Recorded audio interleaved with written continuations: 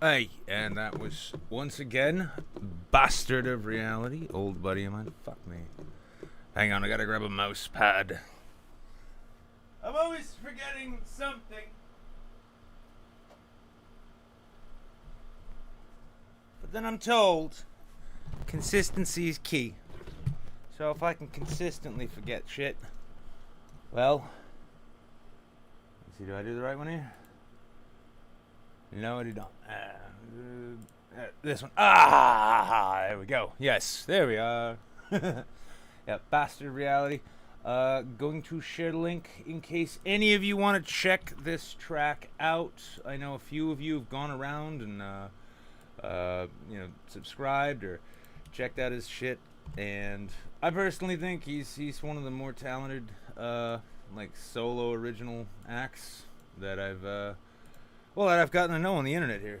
So, go ahead. Go give Bastard Reality some love. He's been kind enough to let me play his tracks here. I've been enjoying doing it. And let's take a look, see who it is, who's here, who's around, who's showed up. Because, you take 90% of the... You miss 100% of the shots you don't take. It was either Wayne Gretzky or it was the Las Vegas shooter who said that. I'm not sure. Memory's not so good. Mickey Ficky is here.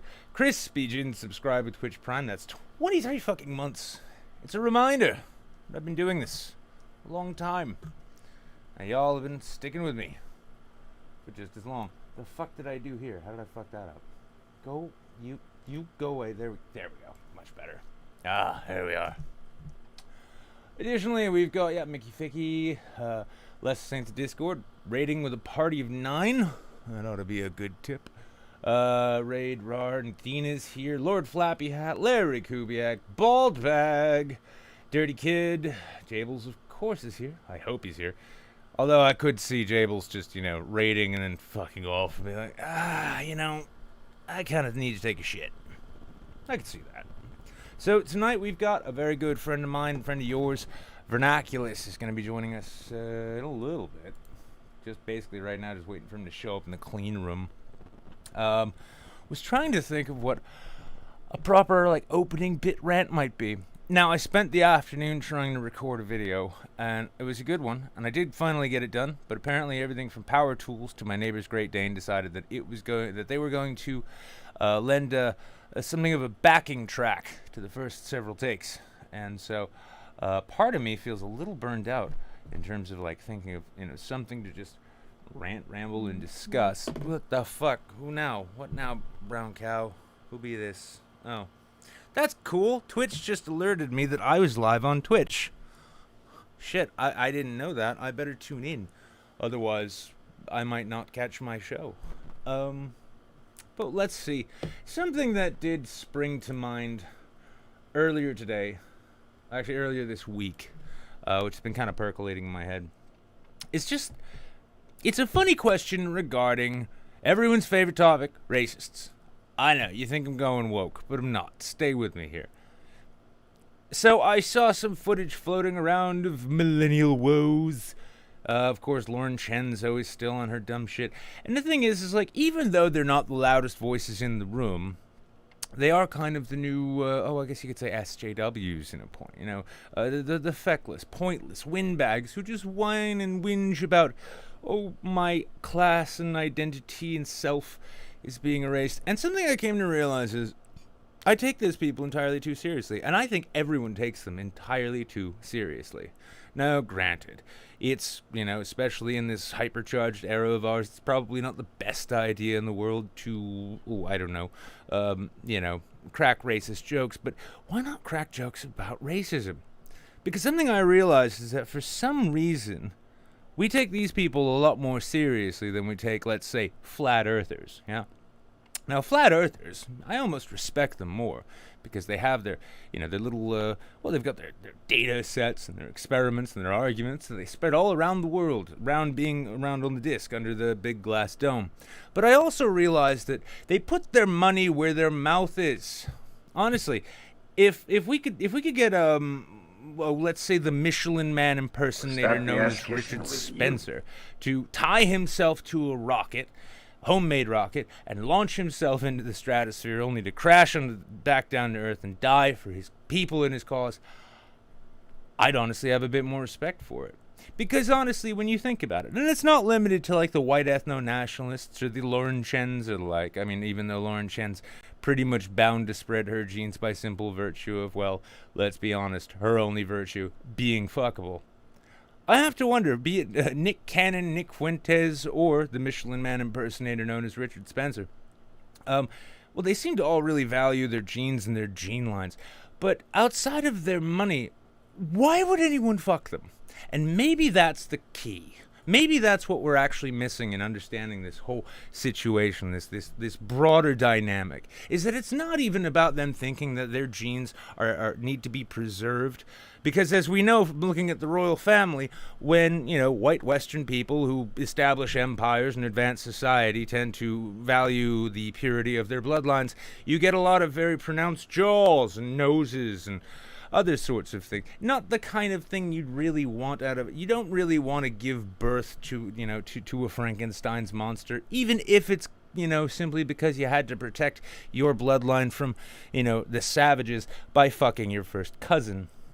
But all the same, what if it's really just a matter of them desperately wanting to get laid more than they deserve? And also, something that we can almost, I hope, all appreciate, finding a clever way to get around using condoms. Now, condoms are great and terrible.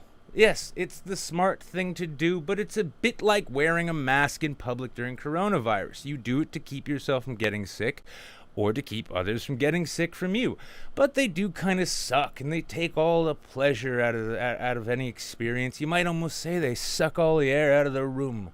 But at the same time, we all know we're supposed to wear condoms, and I hope most of us do. Plenty of us don't. But I have to wonder, is this basically a similar sort of anti-mask thing in a racial genetic sense? Is it simply the desire to mate with, perhaps in their case, women who are well out of their overall grade, way out of their league, simply by saying that they need to maintain the purity of their bloodline so that soon their cousins can fuck their future cousins, and then they can have themselves a whole bunch of inbred children and possibly, because they don't know how genetics work, make X-Men. It's an interesting thing to consider. It's an interesting thing to wonder. Where's my chest hair, loser? It's right here. Wait, hang on. I'm too well lit, Vernaculis. Also, my gene line has been polluted by Jews. I can say that joke. You can't laugh at it. You're all racist, but I'll make it anyway. Isn't it great being a Jewish comedian? The only people who are allowed to make fun of us is Nick Cannon. Whoops. Guess not on that case. But all the same, yep. Oh yes, Skull. Did you not know Vern and I are like personal friends? And the only reason he doesn't come on the show more often is because he does have a reputation to maintain, but every so often he forgets about that. Come on, man. Stay with it. Yeah, it's like, where's your chest hair? I'm going to show my it's all fine, like my shitty beard, and it doesn't get picked up by the camera correctly. Thank you, Vernaculis. You're leaving me. Nuckalevia, I joined late and inbreeding for X-Men. Yes, Nucka.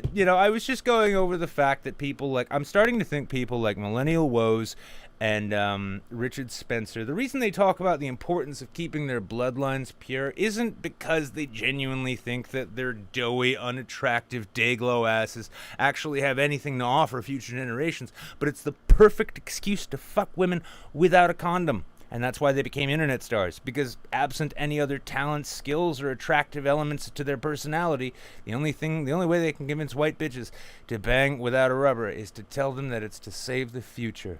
And then meanwhile, maybe they've actually convinced themselves that one day they will breed X-Men. Of course, only Cyclops, who later on, as I learned recently in the comics, actually takes to a mutant supremacism mentality, which was really funny. I've been going down weird YouTube rabbit holes that don't involve politics, and turns out when you catch up on comic book stories from comic books you haven't read since the 90s, lots of shit happened.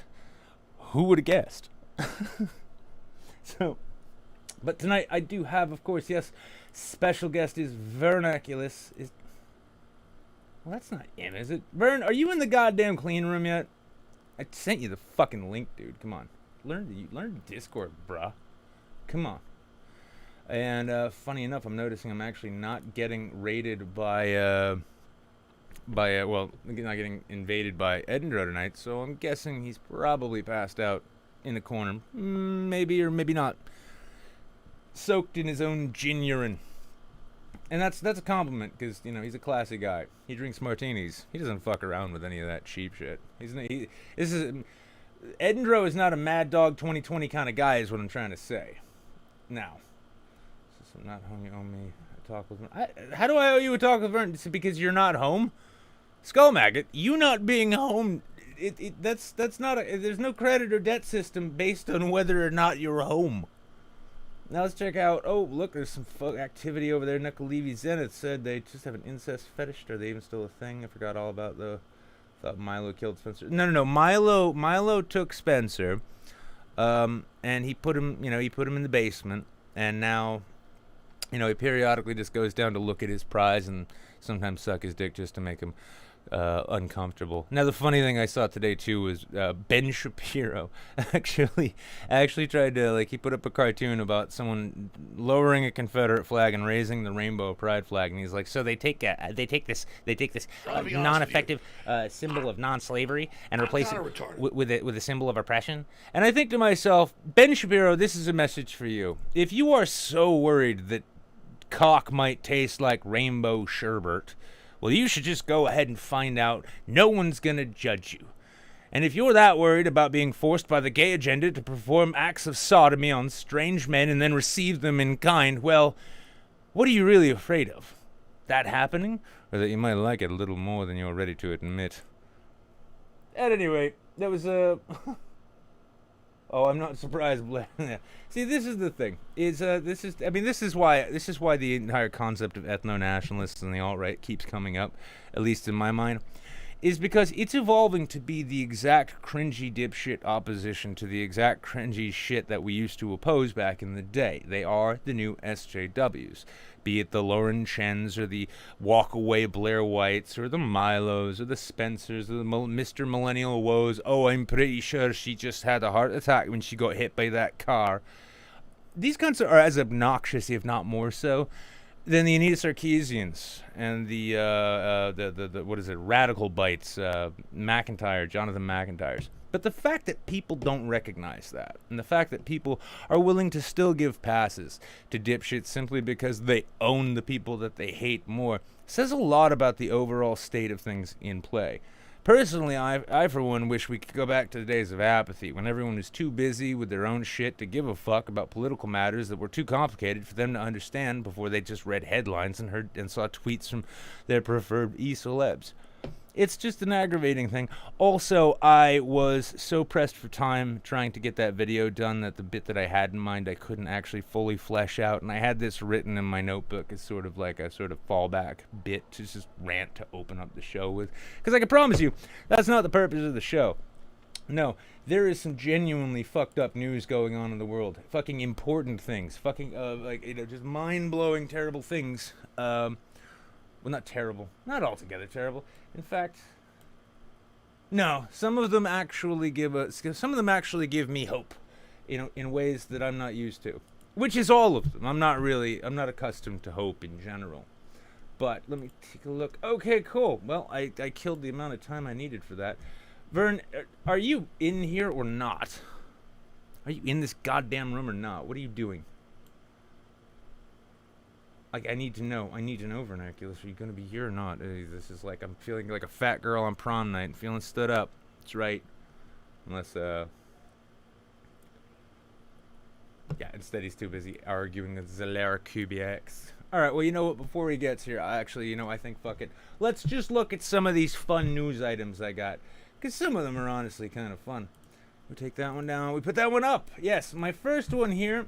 Time to change, everybody. Time to change. Hang on, I gotta get myself in the right.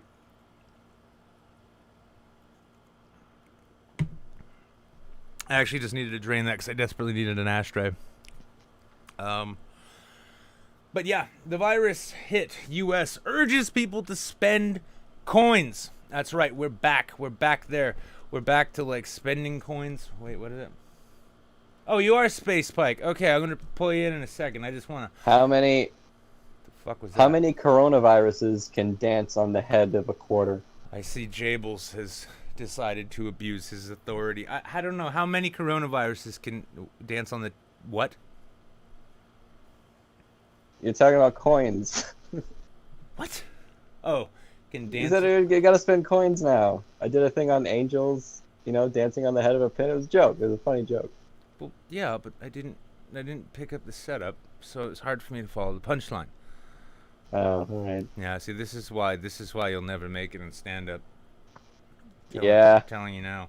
Also, are you on your laptop mic, or are you on your Yeti? Why does my audio suck? Well, yeah, but normally does. Oh. Well, no, I'm actually on my phone. You're on your phone? Yeah. I'm so glad you took this invitation seriously, Justin. No, I can't. No, because I can't get my laptop to the fan on it stopped working. Oh no! So really? it overheats super quick, and it's pretty hot in here. Well, that should. And if I have the AC on, it's gonna go, and it's gonna be even worse. How old is that? How old is that laptop? I don't want to say it. Because you've had it for a while. When I got in there, I was thinking, like, God damn, like, did you get that from, like, a public school teacher? Okay. Okay. All right. Yeah. Well, all the same. Well, this story, and actually, I'll share it. Oh, you're on a phone, so you can't see shit anyway. But yeah, this is kind of odd because, like, so the U.S. is urging people to spend their coins.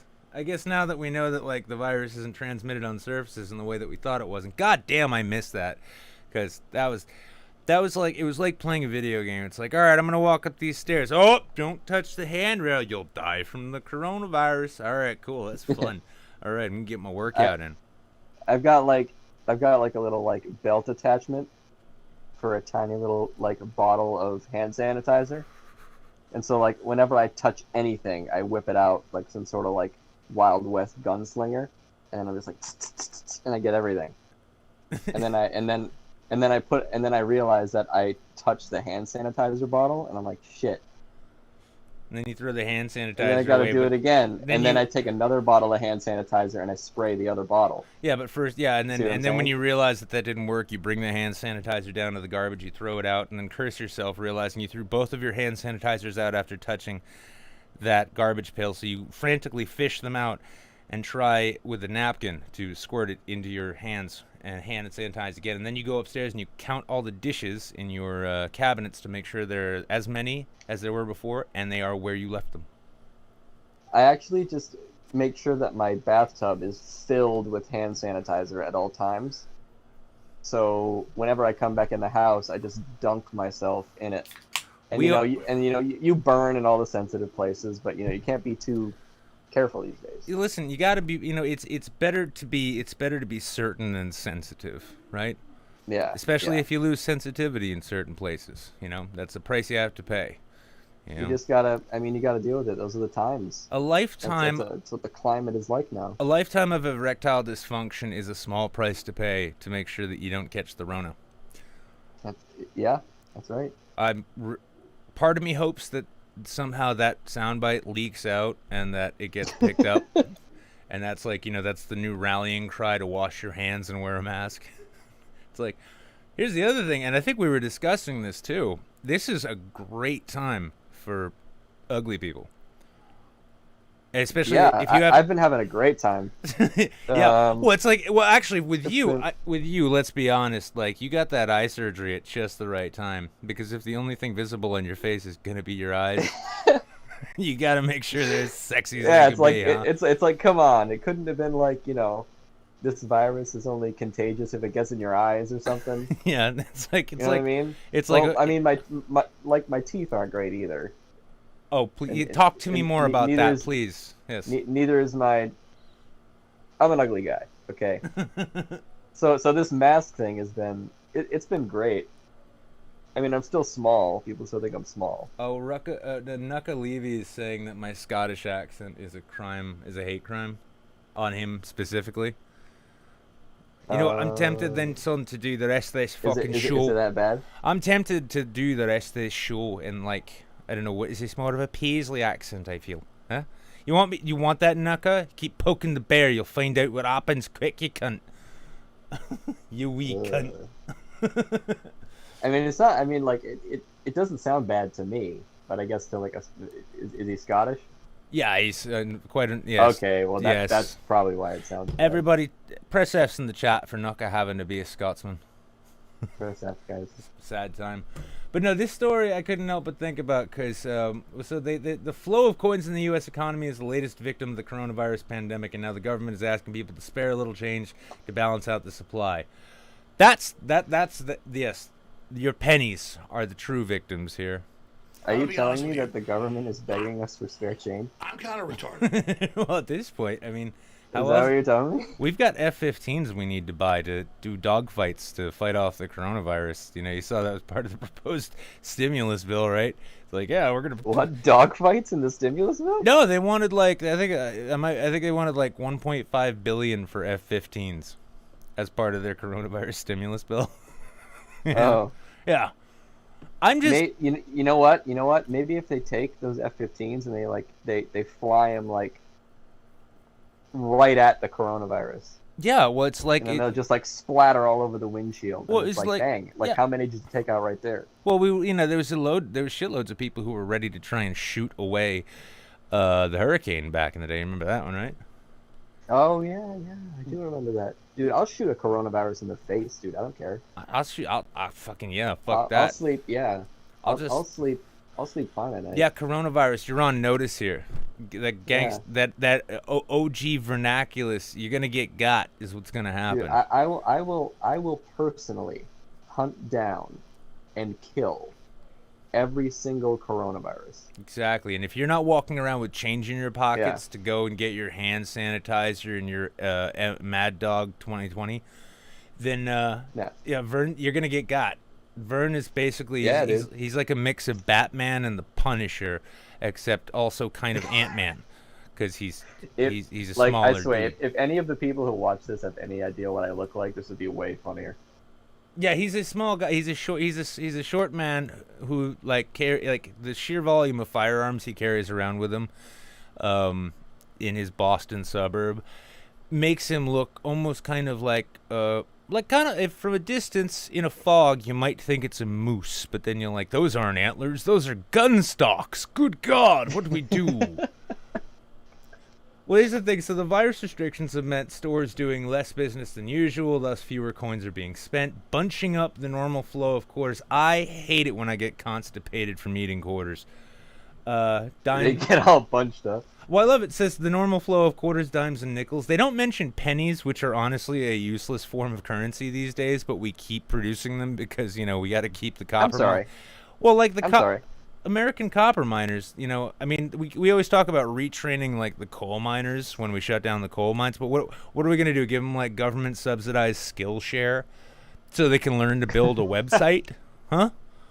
I mean, I think it's pretty obvious. Go coal mining, data mining. Both mining. Holy shit, I hadn't thought about that. So Anybody what you're saying, ever think of that? Why hasn't anybody thought of this? And that's the thing. By the way, Mark Zuckerberg, you're a big fan of the show. I know you watch every week. Yeah. Listen, I mean, I think my buddy Justin here's got a pretty solid business plan. So what you do is you move all of Facebook out of Silicon Valley into the coal holes, right? You could set up you're a supervillain. Set up Facebook HQ in an abandoned coal mine. That way, you've literally got an entire mountain that you're working in, and then you just retrain all these guys in the Skillshare to data mine, and then they get to stay miners, and they can even keep their union contracts. This is fucking genius, Justin. God damn. They'll have free Wi-Fi. Free Wi-Fi. Yeah, yeah, exactly. It's like Dude, this shit. Give them, here's the thing. It's awesome. Yeah, keep them down there, but instead of them having to hammer out a rock wall, instead they just sit at a desk and hammer out some code. Sure, you still have to breathe in all that coal dust, but you're gonna get great discounts at Wish.com, so you can buy jackets that don't fit. Yeah. It's thinking here. No masks though. No masks though. No, ban the masks. Ban them. That's the thing is they're not going to catch coronavirus down there. And the thing is when's the last time somebody gave a shit about black lung? That's almost racist to say. Black lungs matter. You know what? You know Okay, what? hang on. All right. I think I need to Okay. ruminate on that one.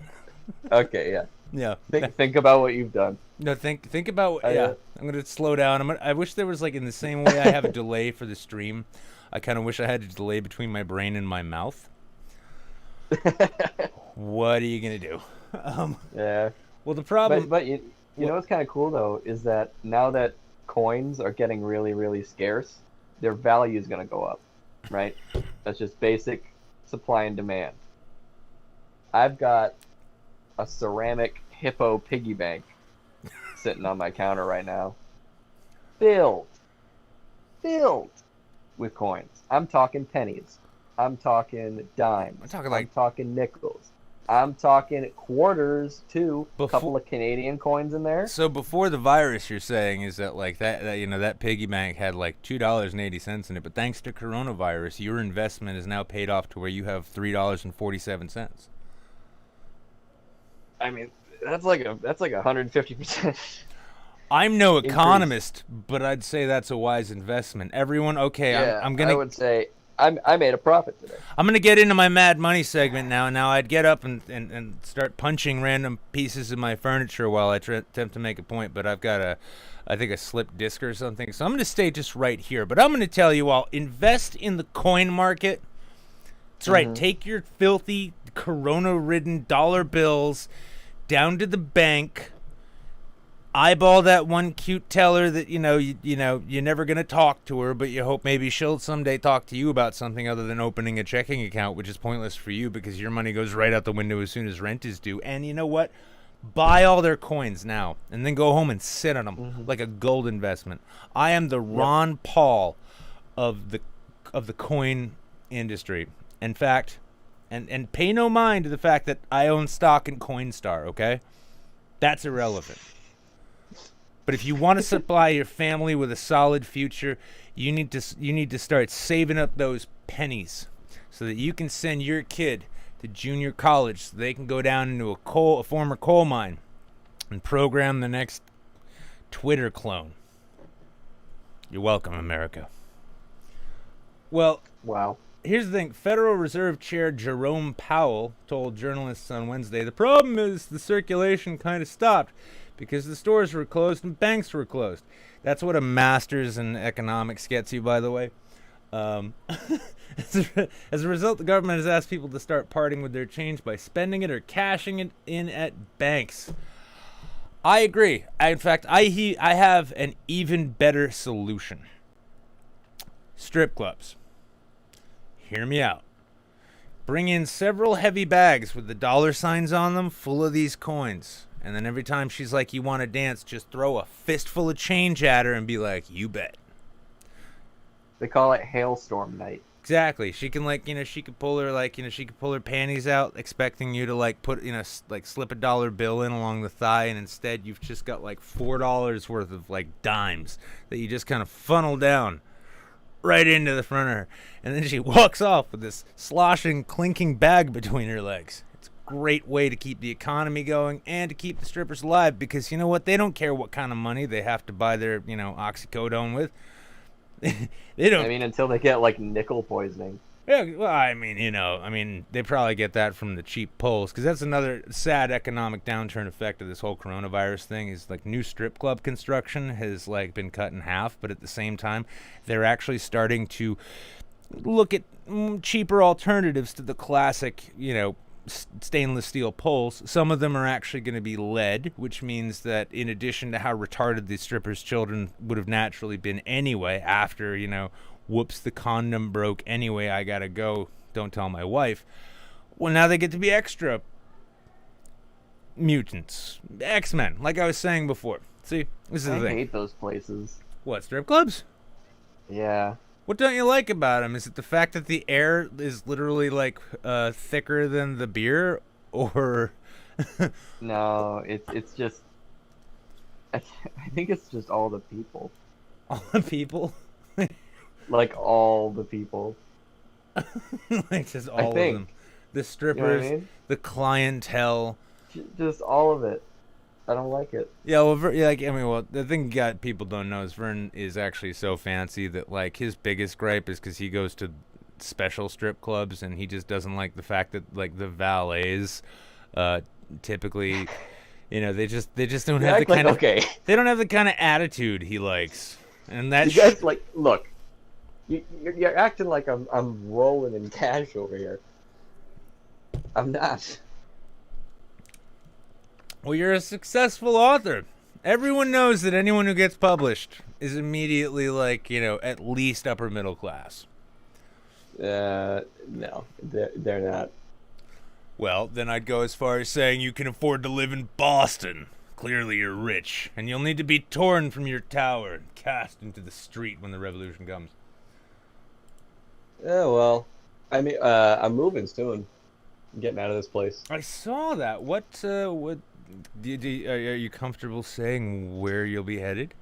I'll give you a generality. I'm moving out west. So, hang on. Like west? Are like you moving to Massachusetts? I was gonna say you're moving to Texas. You can try and be like Joe Rogan's neighbor. Oh no! If I were gonna move out of the state, I'd move like. I would search on Google. Lowest population density, and then I would go there. Christ, I can only imagine you living in a place like Wyoming. Yeah. It's just you just start like writing in like you'll just start writing some like weird Hemingway-esque Burroughs style shit. Just imagine I can imagine the memoir. Getting out of Boston was a bit of a culture shock, but once I discovered that I could just fire shotguns at road signs along the highway at 60 miles an hour. And this memoir I published when I'm like 32. Yeah, it's an old, Like- the ripe old age of like, your early 30s. I think I've lived enough life where people they're interested in what I have to say. They are, yes. And I Yeah. mean, maybe you could write for Yahoo News and you could talk about how, why didn't I think of it? God damn it. We need to reform strip club regulations to get rid of these Let's coins. have a Hang on, strip just hang club on. policy discussion. Follow me on this one, and then we'll be done with this story. But I forgot. Strippers have naturally occurring coin slots. Anyway, what else is happening? You stopped me for that. Yeah. You stopped me. Oh, yeah. Okay. Oh, yeah. All right. It's your. You know what? It's your show.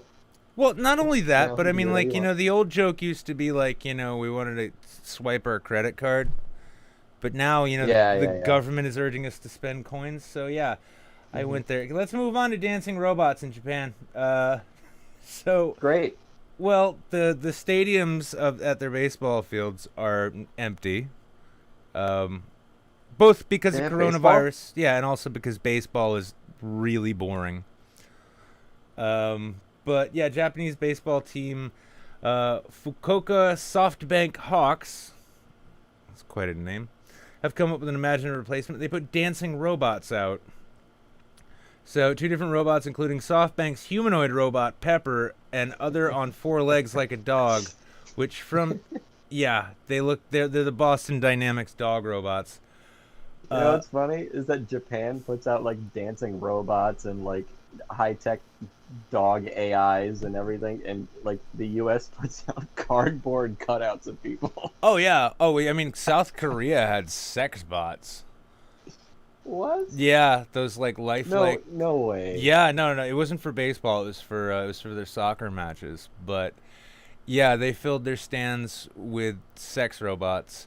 They claimed they didn't know that they were sex robots. They just thought they were knew. lifelike man. Oh, fuck! Of course they knew. Like you don't not know that. Yeah, I mean, even South Korean football stars love to bang the fans, and in this case, the fans can never bring it up in court later.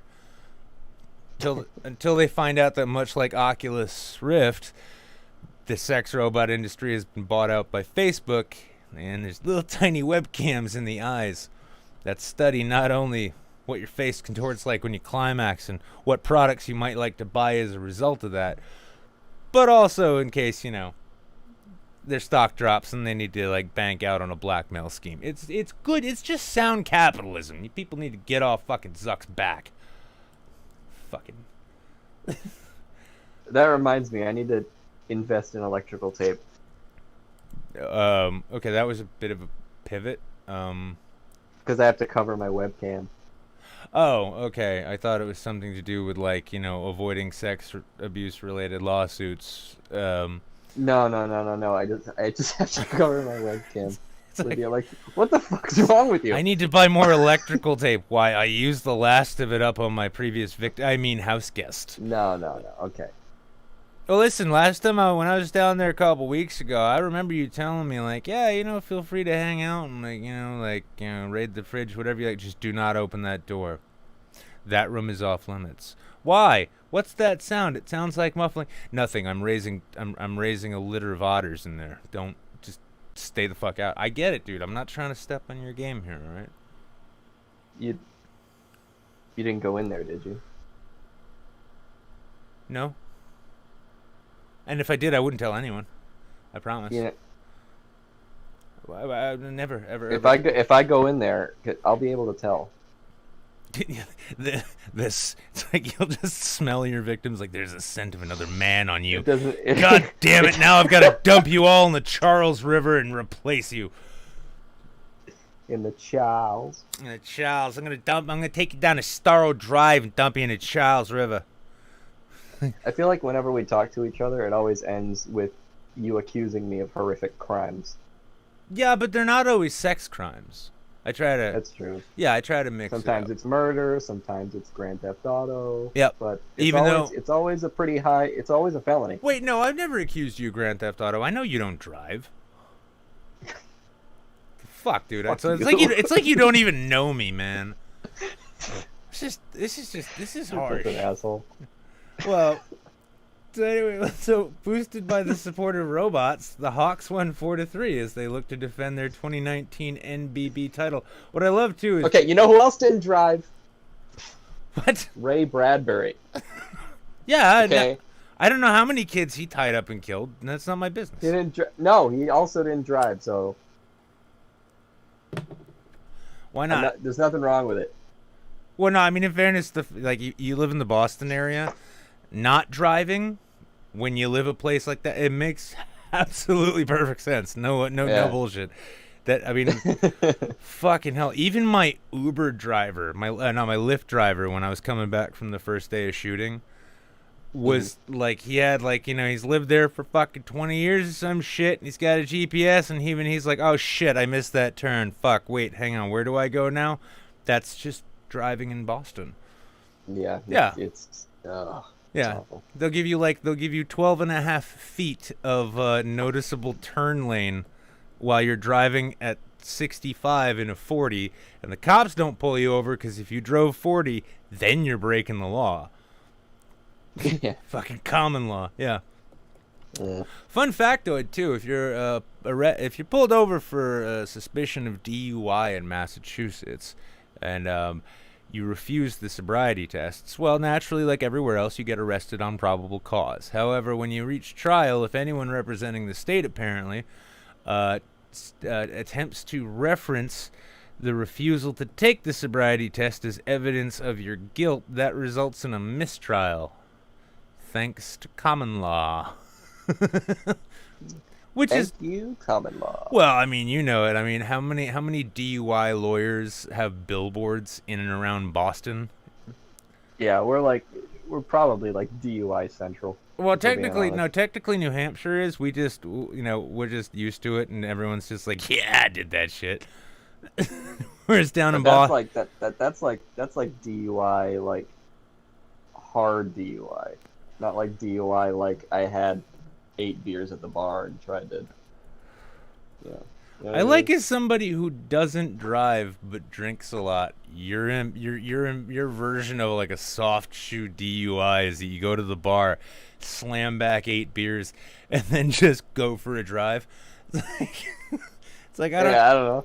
I don't know. I don't know. I don't drive. I just drink and take the bus like a civilized. I just drink and walk 3 miles. Yeah, right. Or in your case, yeah, it's like you go to the bar. It's like, yeah, and I just walk 2 blocks and then I'm home. Where are my Yep. scotches? Oh my god, I can't wait for my bar to open back up.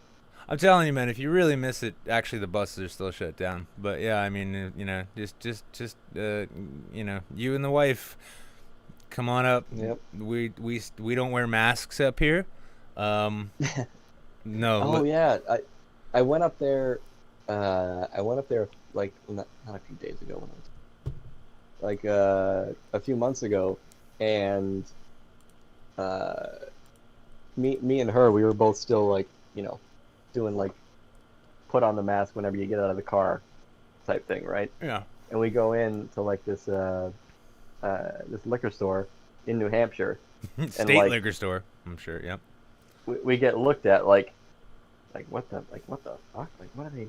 Are they What- fixing like- to rob this place? Like what are you doing? Like, do you like have it? Yeah.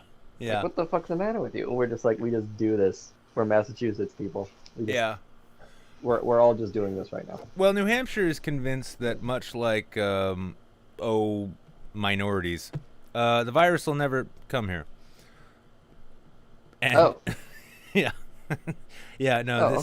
Oh, This okay. state has not been taking it remotely seriously. Like, we shut down after everyone else shut down, and then as soon as like other states were like, we might be opening up again, we're like, all right, we're reopen. Everybody, you're good.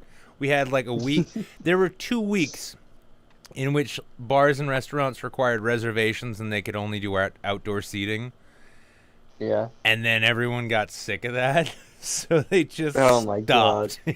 Yeah. Jesus Christ. Oh yeah, no. Yeah, you know, in Massachusetts they're doing this thing where, you know, they have phases. Like, okay, phase 1, we can relax a couple of the restrictions and see how that goes, and then if that works, we'll do phase 2, which is like we do it a little more, and then phase 3, and then, you know, all the way down to like when we get a vaccine, and then we can finally do phase 5, which is like, you know, reopen everything and everything's fine, you know. Yeah, it's like if So like up there, it's just like Well, whatever. I knew when things like I mean during the lockdown I was like I loved the lockdown. I really did. I don't, you know, I mean I know it was bad for everyone, but for some reason, because it looked like the world was falling apart, and I'm confident it'll get back there, but because the world was falling apart, none of like the dumb bullshit I have to deal with on a regular basis seemed to matter. So all the depression and anxiety I was suffering just evaporated, right? And then I could tell when things were getting back to normal, when people in Manchester, when like I'd see in the news feed like 4 or 5 EMT responses to ODs in parks, and people were shooting each other again.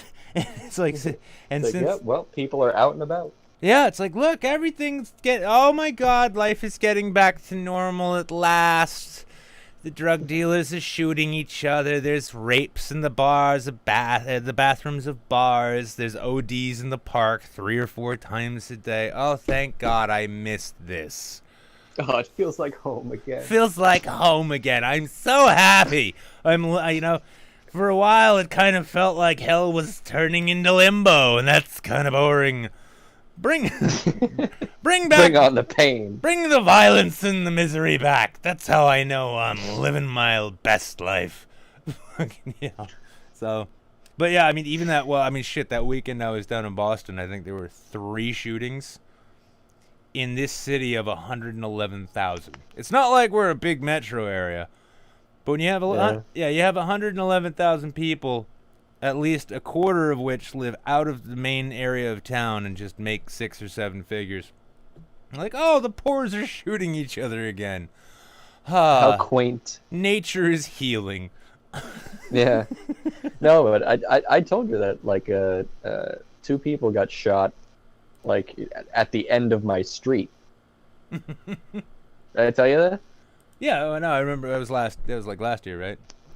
Yeah. Or did this just happen? And the guy fled all the way to Georgia, Pussy. but they got him. Of course they got him. New England criminals So- aren't that smart. Everybody thinks Yeah. they're Whitey Bulger until they're not Whitey Bulger. Yeah. And Whitey got caught. Yeah, and then So yeah, he died in prison too, didn't he? I think so. Is he dead? I think he's dead. All Yeah. right, let's pretend he's dead. That's fine. Didn't Johnny Depp play Whitey Bulger Oh yeah, in Black at Mass. some point? Yeah, he played Whitey Bulger in Black Mass with the same really like stereotypical, didn't put any research in Boston accent that everybody else does. Yeah. Well. Ah, what are you talking Why about? don't- Well, he sounded like. we should play. We should play Boston Cops. You know. Well, Do here's like a the funny buddy thing. Cop flick. I got called down to a casting call for Black Mass. And this Really? this was when I first started realizing, because I'd just come back from New Orleans. This is when I first started realizing that the Boston film market is a joke. Because they're like, yeah, it's a casting call. Go down to this convention center, and immediately I was like, convention center, what? And yeah, How many people are you fucking? 2,000 people. Wow. 2,000 people just lined up in the hopes of being in the movie film. And this is like Boston's biggest casting company. And yeah, and what is it? It's the one, oh fuck, is it the Heinz Convention Center? It's sort of South Shore on your way to Braintree. I think so. Yeah. Yeah. Yeah, it's that. And there was just this snaked line through the entire fucking parking lot, like 2,000 people. And then you show up and they'd take a photo of you and they'd be like, do you have a resume? And nobody else had a resume. I'm like, yeah, I've got one. They're like, that's great. Didn't even look, just stuffed it in a folder. Fucking hell. Here we go. Thank you. Like, this is how you cast movies here. Okay, this is why nobody wants to work here. I get it. All right, Yeah. cool. All right, let me take a look at the time here. We're closing in on the 50-minute mark. Gonna catch up on Streamlabs real quick, see what's been going on over there. 1 hour ago, Lesser Saints. Crispy Gin resubscribed. Thank you again. Lesser Saints hosted with a party of 9. Skull Maggot hosted. Thank you as always, homie. Larry Kubiak donated 139. I've been slipping. Let's get the dono out of the way and not have Alex Jones interrupt important discussions. It's Vernaculis, dude, but I'm sure he appreciates you saying that. King Larry. You see how I treat my friends, and it's a wonder that I can't keep them. Thunder I'm Chief. just, I'm just a glutton for punishment. Well, this is a weird because I've semi-recently started streaming to YouTube again. So whenever I see like YouTube notifications come up, I'm a little confused for a second. But Thunder Chief, Right. Thunder Chief subscribed. Mickey Ficky gifted a sub to Breadmaster PBJ Tier 1 19 months running, and Sean Ma 1987 used 100 bits. The U.S. has a coin shortage, but they also thought it was a good idea to release a new quarter for the Asian territory of American Samoa with bats on the back. That's true. I have 2 of them. The 2020 bat quarter will be a collector's item someday. I promise. Especially when the U.S. Mint tries to recall them. like that's the one quarter they need. Yeah. Especially like Where's the back quarter? Yeah, Where did it go? And you're like, yeah, let me tell you what I want. It's one of those things. It almost makes me think that, like, and not in an Alex Jones kind of way, but just in a general, it's funny kind of way. Like, I think 2020 was planned out, right? But by some, but by some kind of like trickster gods, right? Like fucking Loki is actually like he's real and he's out there somewhere and he's like, I've got the perfect plan for 2020. What is it? Oh, I can't tell you much, but it involves bats and soup. You're gonna love it. I was waiting, dear God, I was waiting for Alex Jones's take on all this. And I remember, I might not be remembering it correctly, but this is how I remember it. Was it just fades in to him sitting at his desk, like at InfoWars, just big old smile on his face, and then like after a few seconds he just goes, "We're being murdered."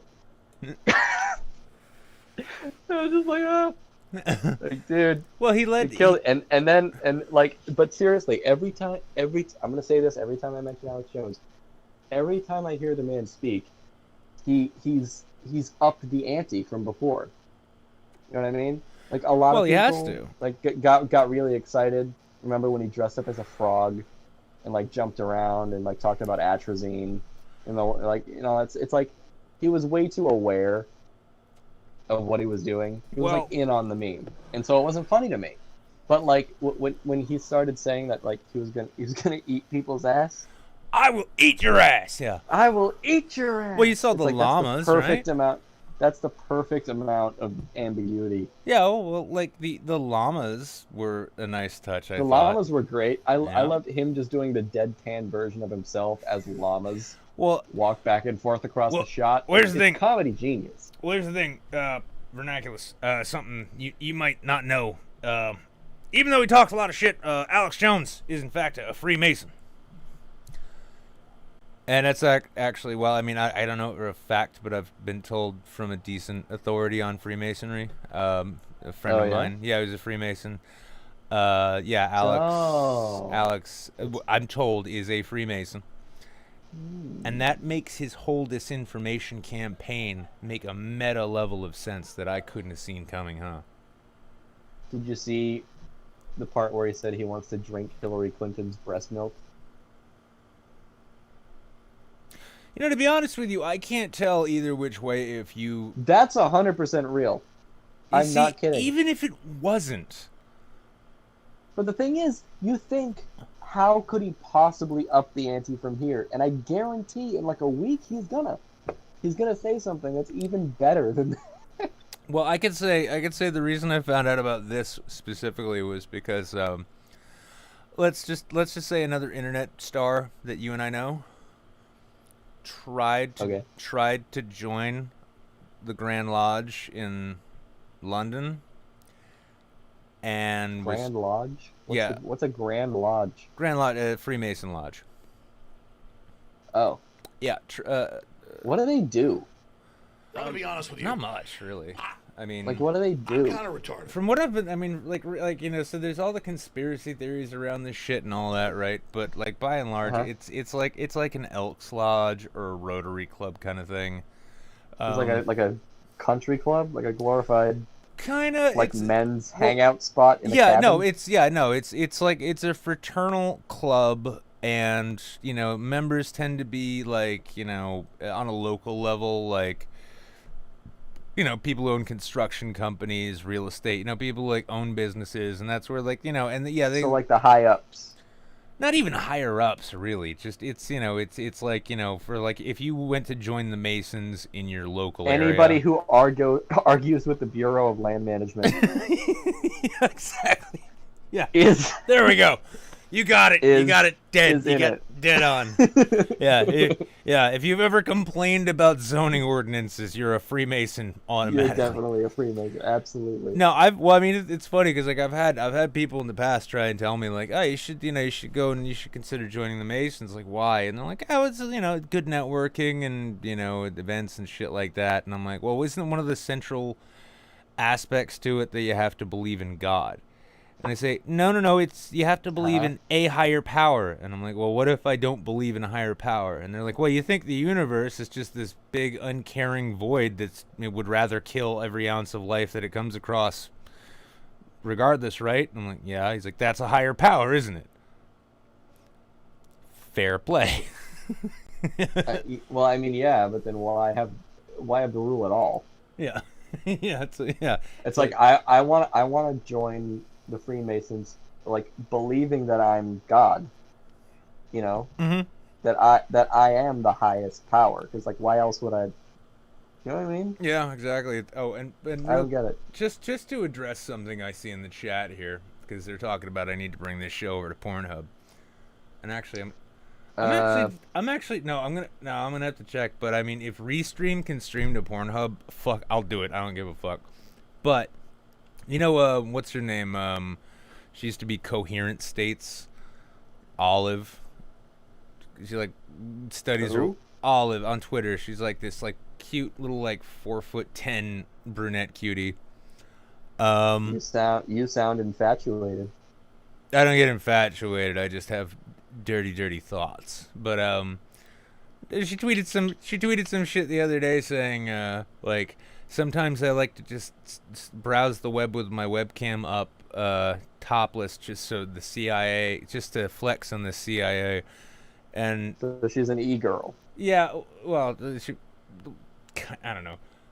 But it's just funny. Well, it's just funny because like Sean and Larry are saying that like, yeah, you could just do the stream naked, and I'm just like, I even responded to her. I'm like, yeah, every so often I like to just sit in front of my computer browsing the web naked with my webcam on top, uncovered. But unfortunately, I keep getting cease and desist letters from Homeland Security saying that because their employees are required to look at my feed, that it's an OSHA violation. So. Yeah. Maybe not. Can we get a couple simps in the chat? Oh yeah, I need some simps, y'all. I need some simps, honestly. Can we drop a couple simps in the chat? Well, I mean, you see me in person recently. I put some weight on. Let me tell you, these titties are growing and nice and robust. Oh, like I can lift them now. It's great. I feel like I need a sport. Yeah. I feel like I need a sports bra just to walk to the store. What are you, a 56B?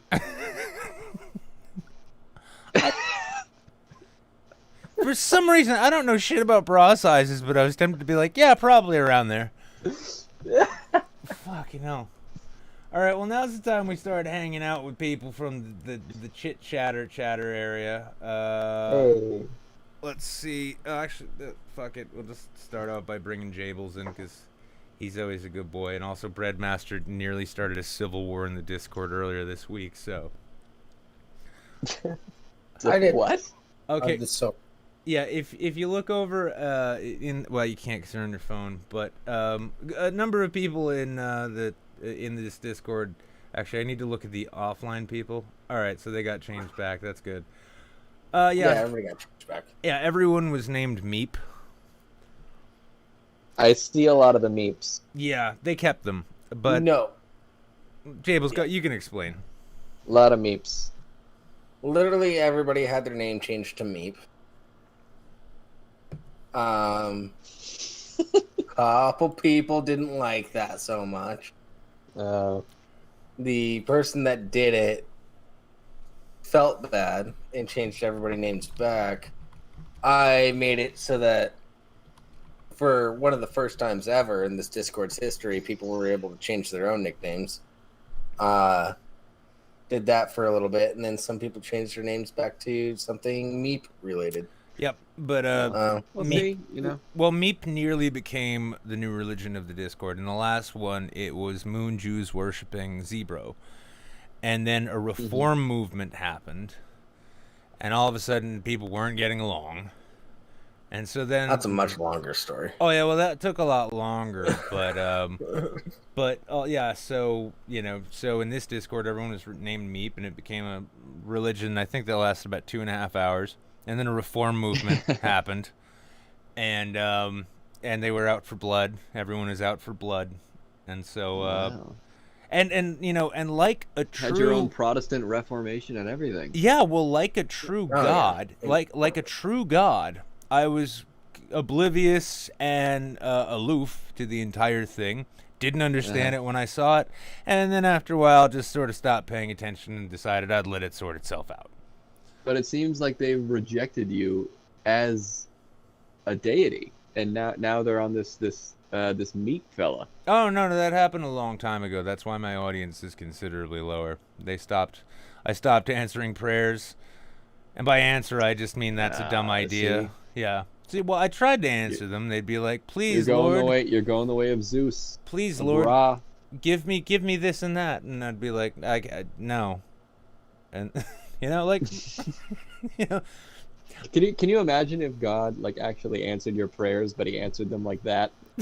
You pray super seriously, please, my mother is dying of colon cancer. Please, I'm begging you for her to recover. And God's just chewing popcorn, and he's just nah, I'm not gonna do that. or just even like the epic, Well, then like, at least I would shit. know he exists. yeah, He'd be like, nah, I'm not gonna do that shit. yeah, the epic, What, are you crazy? the Are epic you crazy? atmospheric disturbances happen, like lightning and thunder, and then a hole opens in the sky, and the Lord comes down, comes right up to your window, tap tap. The Lord has answered my prayers. No. Oh.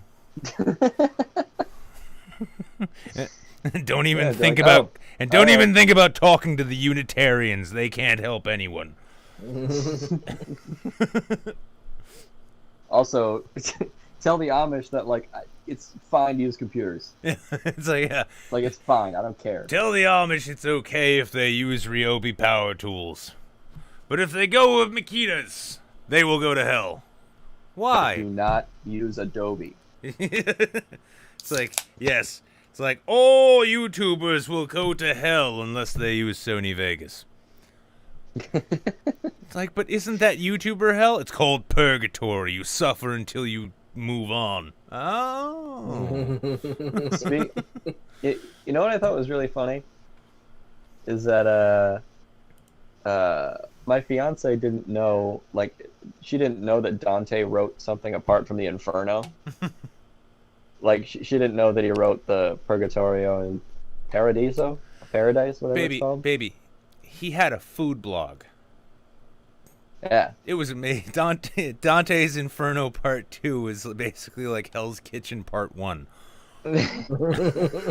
So I looked it up on YouTube, and we listened to like the summaries together, and we listened to the Purgatory one, and it was like, oh, this is what happens if you are, slightly too prideful in life. You'll be, put on your hands and knees, and you'll be forced to be humiliated, and you'll have to be humble, and then your spirit will be cleansed, and you will advance into paradise and stuff like that. And like she heard like the description of the people who would be on like the first level of purgatory, like the prideful people. Yeah.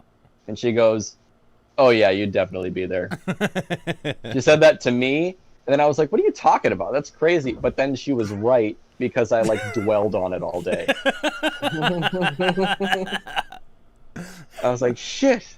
Well, you've She heard was right the whole time. Well, you've heard like do you ever heard like the story / possibly like legend of what happened to Cervantes prior to writing Don Quixote? Oh no. So well, like the legend goes is that you know what migas are, right? No. It's like it's like this like shitty sort of like, I think it's like a bean or like it's some kind of really shitty peasant food. And Okay. his mother always told him, if you don't eat your migas, the pirates of Barbary will get you. The classic, Okay. sort of thing. And then he's on at some point, I guess he was like traveling on board a ship, and all they had to eat was migas. And at a certain point, he just didn't like. He couldn't take it anymore. And he's like, I'm not eating this. And just as he said that, the pirates of Barbary took the ship. And then not only that, but they threw him into a prison. But he was allowed like parchment and pen to write with. And as the story goes, he got so into writing, and it might have been Don Quixote or one of his other works, but while he was sitting in his cell writing, he was so obsessed with his writing that he didn't notice that the entire prison had been evacuated and abandoned. Oh, wow. And so they just went around, they just unlocked everyone's cells, and they're just like, we're getting the fuck out of here, because they were getting raided or something like that. And and he sat there not even noticing, and he finished the work, and then when he noticed he was really hungry, he went to like try and fetch, call for the guard to bring him something, and that's when he noticed there was no guard or any other prisoners, and that his cell was unlocked. There was just migas. And it was just him and Migas, and he was free to leave. It's a good story. We unfortunately, if you want to be a writer who gets captured by pirates these days, you got to go to Somalia, and I imagine they have better dining than Migas. I think here you Probably go. not as fun Kind of raviolis. as like the pirates in the movies too, where they're all like, "Arr." Yeah. Somali pirates aren't as charming. In fact, I think if they really want to keep it up and they really want to make their piracy work, and they want like Just less. get the hats. They got to get the hats, and they also got to get the lingo, but then they also have to when they bring you Maybe on. a couple guys with a peg leg. Yeah, well, like they capture your shitty fucking merchant vessel with their little dinghies and shit, and they show up with their AKs. Look, I am the captain now, and then they bring the hostages back to you know, the the stolen fishing boat that is their mothership. I would just love like one really like flamboyant and extravagant like Somali pirate. It's just got like a dead parakeet taped to his shoulder. Just kind of rolls down onto the main decks like, I am me matey. I am This the is captain basically the plot to that one South Park episode. here. Remember that? Where they You know all what? pretend to be pirates No. until they go to Somalia and they realize it's not. I didn't remember that, but thank you, because normally it's Jables who informs me that whatever I think is funny was already done better by somebody else. Well, Also, well, that's why I'm here. also, I don't know Yeah, enough. right. That's why I've been so quiet, because I figured Vern could take care of it this time around. Yeah, well, you know, It's like that's why I'm here. You know, Jables works hard around here. yeah, it's like I'd Okay? love. Yeah, it's I'm like willing to pick up the slack. You know, Oh, thank you, Vern. I'm glad you appreciate my hard work. of course I do. I'm just glad everyone is here to tell me why I'm terrible. That's an important thing. That's why you have me on. That's why I keep the kinds of friends that I do. Otherwise, I'd have friends that encourage me in my endeavors. Instead, I have friends to remind me it's not worth my time or effort. You know what? You're welcome. I want to produce that kind of sketch, and it's just like, oh, what is it? You don't have the right camera? No, I don't know enough black people. Just, Well, no, like you wanted to put me in a like I got an eye surgery to get out of that sketch you wanted me to be in. I'm glad my original comedy was inspiring enough to get you under the knife. No.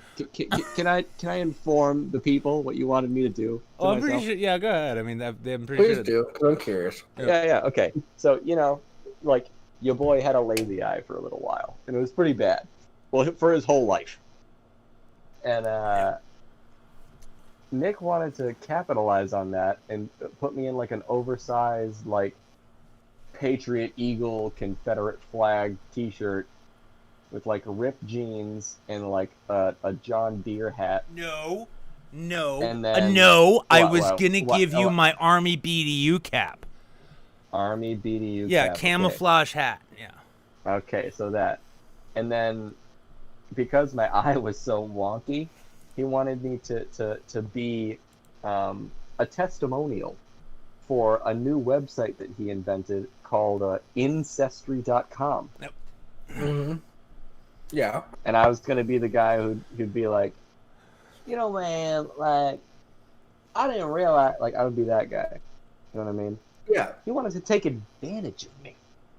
Well, I mean, if it makes you feel any better, and I hope this will at least make it funnier, you weren't the first person I approached for that role. Do you want to know who was? T.J. Kirk. Who was it?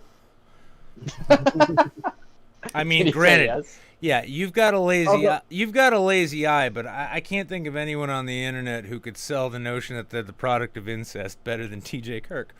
Don't be mean. It was a funny Don't bit, be actually. mean to T.J. No, actually, because he thought it was a funny bit. He just never got back to me. Also, I could be mean to TJ all I like. He doesn't know I exist. All right. See? Also, he doesn't listen to anybody, so it doesn't even fucking matter. Exactly. Yeah, See? that's true. Yeah. No, I'm not making that joke. Never mind.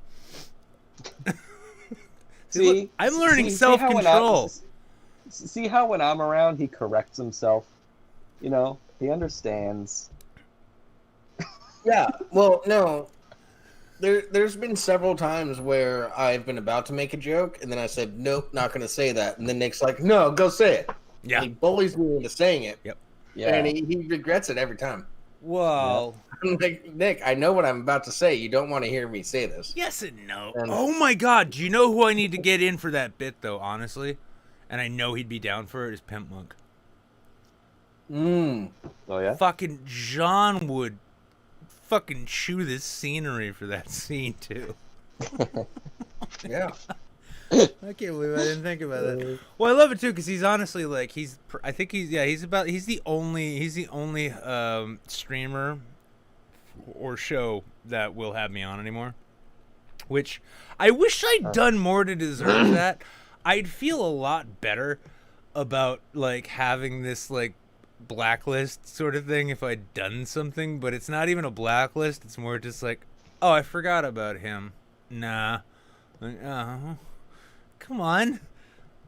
I could do awful things to give you a reason not to want to hang out with me. I'm good at that. I done loads of it. Mickey, Did we read like half a Yahoo News article and that's it? We didn't do odd news at all. Well, I mean, I did a couple of them, but then it was just like I realized I couldn't share them with you, so you couldn't read them because you're on your phone. Oh, So so I'd like to apologize for screwing with the format of the show. oh, that's fine. Honestly, I know how to do that. yeah, Jables does it all the time. Mickey, Okay. Mickey, real quick. Mickey donated $5. As much as I hate being forced to wear a mask in public, I will do it because it's the right thing to do. What bothers me most of these conspiracy theory nuts are anti-mask for a shitty reason. I don't want to be roped in with them. Well, okay. I mean, that's a fair message. That's a Yeah, nobody likes wearing them. I do. Nobody likes it. Ugly people do. Except for me, because I'm ugly. That's what I'm saying. If we're ugly but we have pretty eyes, then we can fool people to come home with us. Shit. my eyes are gorgeous, so I'm set. Yeah, it's like I'm counting on covering half of my face, but keeping my eyes out, exposed, so that they'll say, "Wow, he's got great hair and pretty eyes." I will totally overlook that gut he's got, and those titties. And then you take your mask off, and it's like, yeah, and then it's like, I'm all snaggletooth and shit. I look like some kind of Down syndrome vampire. The problem I've run into, my forehead got sore a little while ago because I was trying to practice like above the nose facial expressions. Because I'm really big with like below the nose facial expressions. Jables has serious problems actually expressing emotion to other people, so like he needs to practice in the mirror to convince everyone that he's one of them. Yeah. well, no, I mean, like, I get it, because, like, I can't do that, like, you know that thing where you do, like, the one eyebrow? Yeah. I can't do that. The thing And I try, and I just end up looking like mean- a moron. I've been trying to do it a lot. I live by myself in a studio apartment, and everything shut down, so I got a lot of time to myself. I tried to do the eyebrow so I looked like The Rock, but instead I looked like a Special Olympics wrestler. Do the Special Olympics have wrestling, by the way? I looked like the No, don't give them ideas. That's a horrible idea. I think that is a wonderful idea. Hold on, time out. The Special Olympics just includes disabilities. They're not all R-worded. I want quadriplegic wrestling matches. We can't say that people now, can we? wrestling could be in the Special Olympics. No, I straight up, I want quadriplegic wrestling matches. Can we not say that word anymore? What, quadriplegic? No. Oh, retard? Did that word get worded? Well, retard? Kind of ish, not really. yeah, listen, It's worded now. I could honestly at this point, I could probably be as racist as JF Garapi there. But YouTube would never pick up on it because they'd be like, oh, 20 viewers, that's cute. Yeah. It's for a bit. Exactly. It's comedy. It's free speech. Defend my free speech. Nothing makes me laugh more than Norm Macdonald saying the word retard. I remember once, like, very specific way that he says it. I know what you're talking about. Yeah. I remember he was like he was like telling some joke, and then the other guy on his show, I think his name's Adam Egget, he like asked him like a question, and he goes, "No, what are you, retarded?" I know you're not retarded. I'm sorry, but like, what do you have, Down syndrome? What's the thing? Yeah. Norm, like it's so the weirdest stupid thing. Even since he was in like his fucking late 20s or 30s, like Norm's been able to pull off that clueless grandpa kind of sound. Oh, it's the best. He can say anything and make it sound like innocently ignorant, right? He can He can just drop a bunch of N-bombs and be like, what? Not allowed to say that anymore. Yeah. What are you talking about? They're called Brazil nuts now? I like his bit about gay porno. You he know, goes like, he says like, like, I don't know how many of you guys watch pornography, okay, but like, I love most of them, but then there are these ones that have like all guys in them, and they're terrible. That they're awful. It's like, who wants to watch that? I don't know.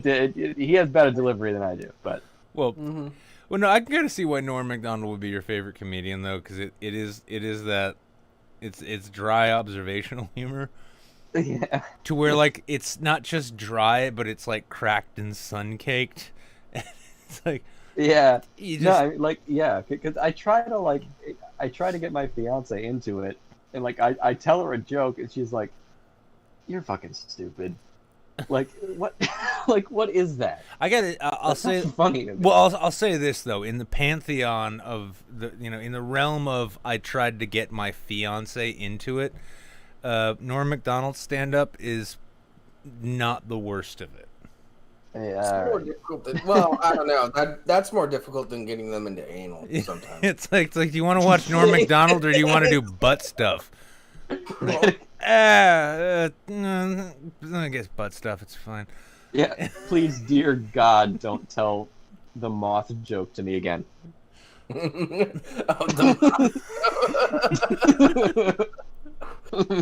Oh, that joke is longer than it needs to be, but it still works somehow. I don't know how. He Well, fucking does it. no, that's the thing. Is like Norm is like probably honestly one of the few comics who can drag a joke out needlessly long to the point where you even forget where he's going with it or what the punchline might be. But then he can still just be like, he'll bring it back around and remind you, and then you'll laugh about it. Well, it's like he what was it born is, for it just sounds like the innocent ramblings of a dullard after Yeah. a little bit, and then all of a sudden the punchline comes, and the rest of the joke comes back to you, and you're like, "Shit, fuck you, Norm." Well, that's the kind of weird thing. Is like it's like he was born for Saturday Night Live, because like Jay Moore's jokes, when they're not stolen from, Rick Shapiro, are just that. It's like, okay, how long is this gonna go on for? Why is this a 7-minute sketch? Oh, because no one else felt like writing something to fill up that time. And yeah, I'm telling you, man. Yeah, Norm had that kind of thing where it's like, yeah, he could just drag that out, you know. Oh, what the fuck are you talking about? Oh, I remember now. Why am I laughing? It's like a subliminal thing. That's why he was good for the news segment. Oh yeah, the weekend. Oh man, have you seen those Yeah, videos? Like somebody put up like a whole compilation of like it's just Norm shitting on OJ. Yeah, Like that's like it's just a it's fucking compilation. See, Breadmaster I think- PBJ says, and actually well, fuck it. You know what? It'll be next coming, and I'll just keep Jables here. But, Brad, do you wanna offer us your criticism of Norm Macdonald that you left in the No, chat I there? fucked up. I always get him mixed up with Adam Carolla in my head. Oh. I'm sorry. It's okay.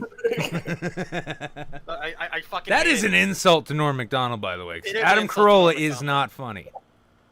Like.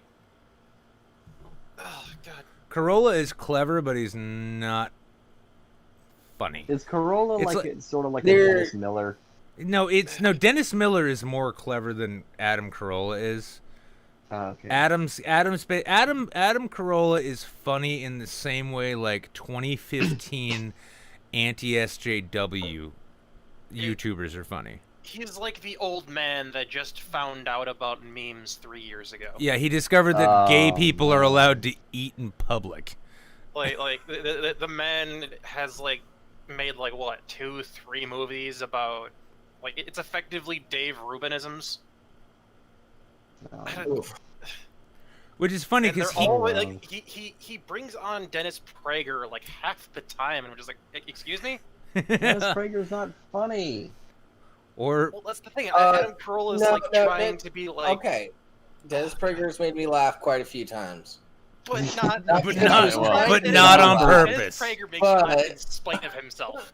Yeah, not on purpose. Yeah. On purpose, made me laugh once or twice. Yeah, this is the sad thing about. It's just a funny thing I noticed with like the cultural and like political impact on comedy though, because for like a long time, right, in the Clinton years, Dennis Miller was pretty good because he offered cleverly worded and biting satire of the 90s, the Clinton 90s, right? Then after that, we got Bush, and under Bush, that was like, that was when we saw, that was like when Dave Chappelle launched off. That was like, and I'm not even saying he's on the left, but it was a time in which like making fun of a traditionalist conservative establishment was not just easy pickings, but they were always fruitful.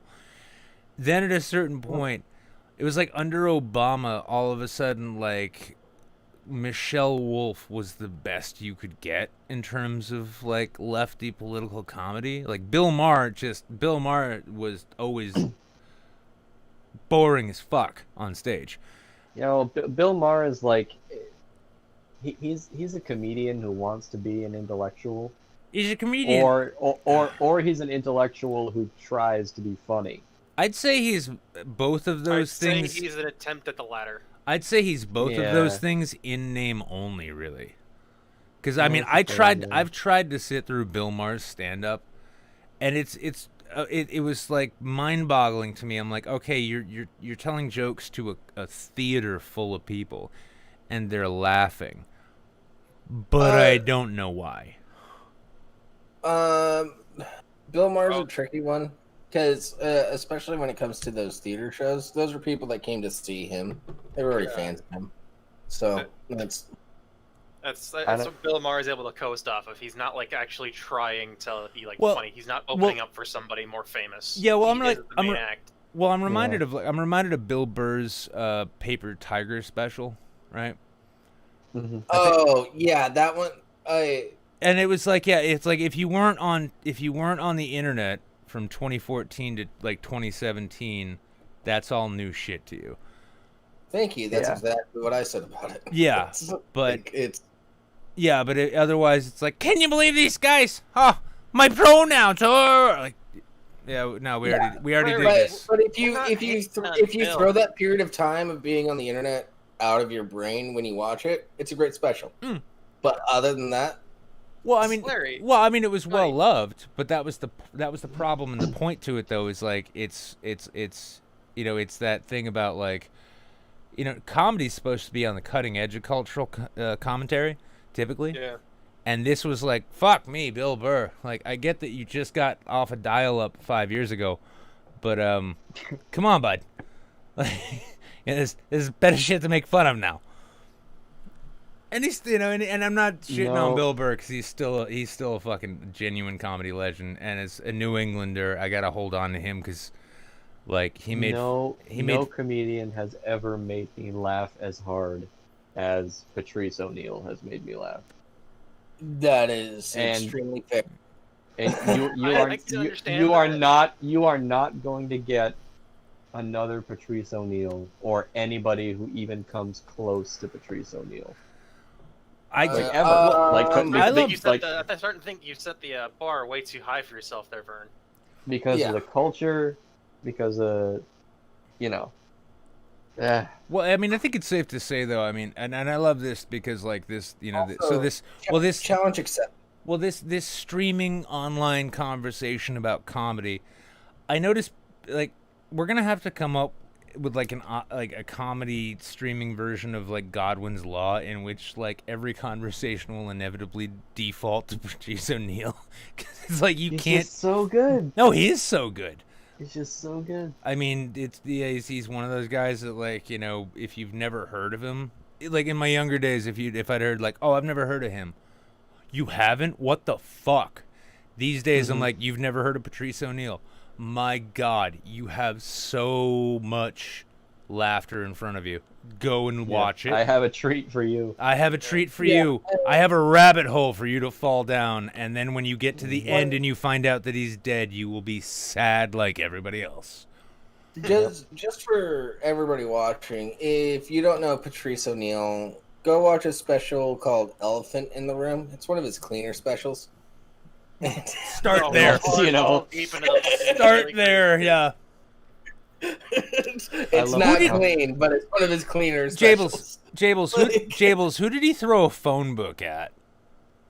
That was Kevin Hart. That was Kevin Hart? Yeah. Yeah. That would not have surprised me in the slightest. No. Kevin Hart's up on stage doing a bit. Patrice is in the back. Kevin's trying his best, and Patrice fucking hurls a phone book at him. And he's like, "The fuck is this?" He's like, "Read that shit. It'll be funnier than what you're doing." I remember Kevin Hart was saying, like, he goes, his bit with me was that whenever I would talk, like, at the end of the sentence, I would just hear, ugh. He's like, what are you doing that for? And he's just like, ugh, your voice. Everything about your voice just makes me want to punch you in the face. Yeah. And he goes, what? You want to punch me in the face? Ugh. God.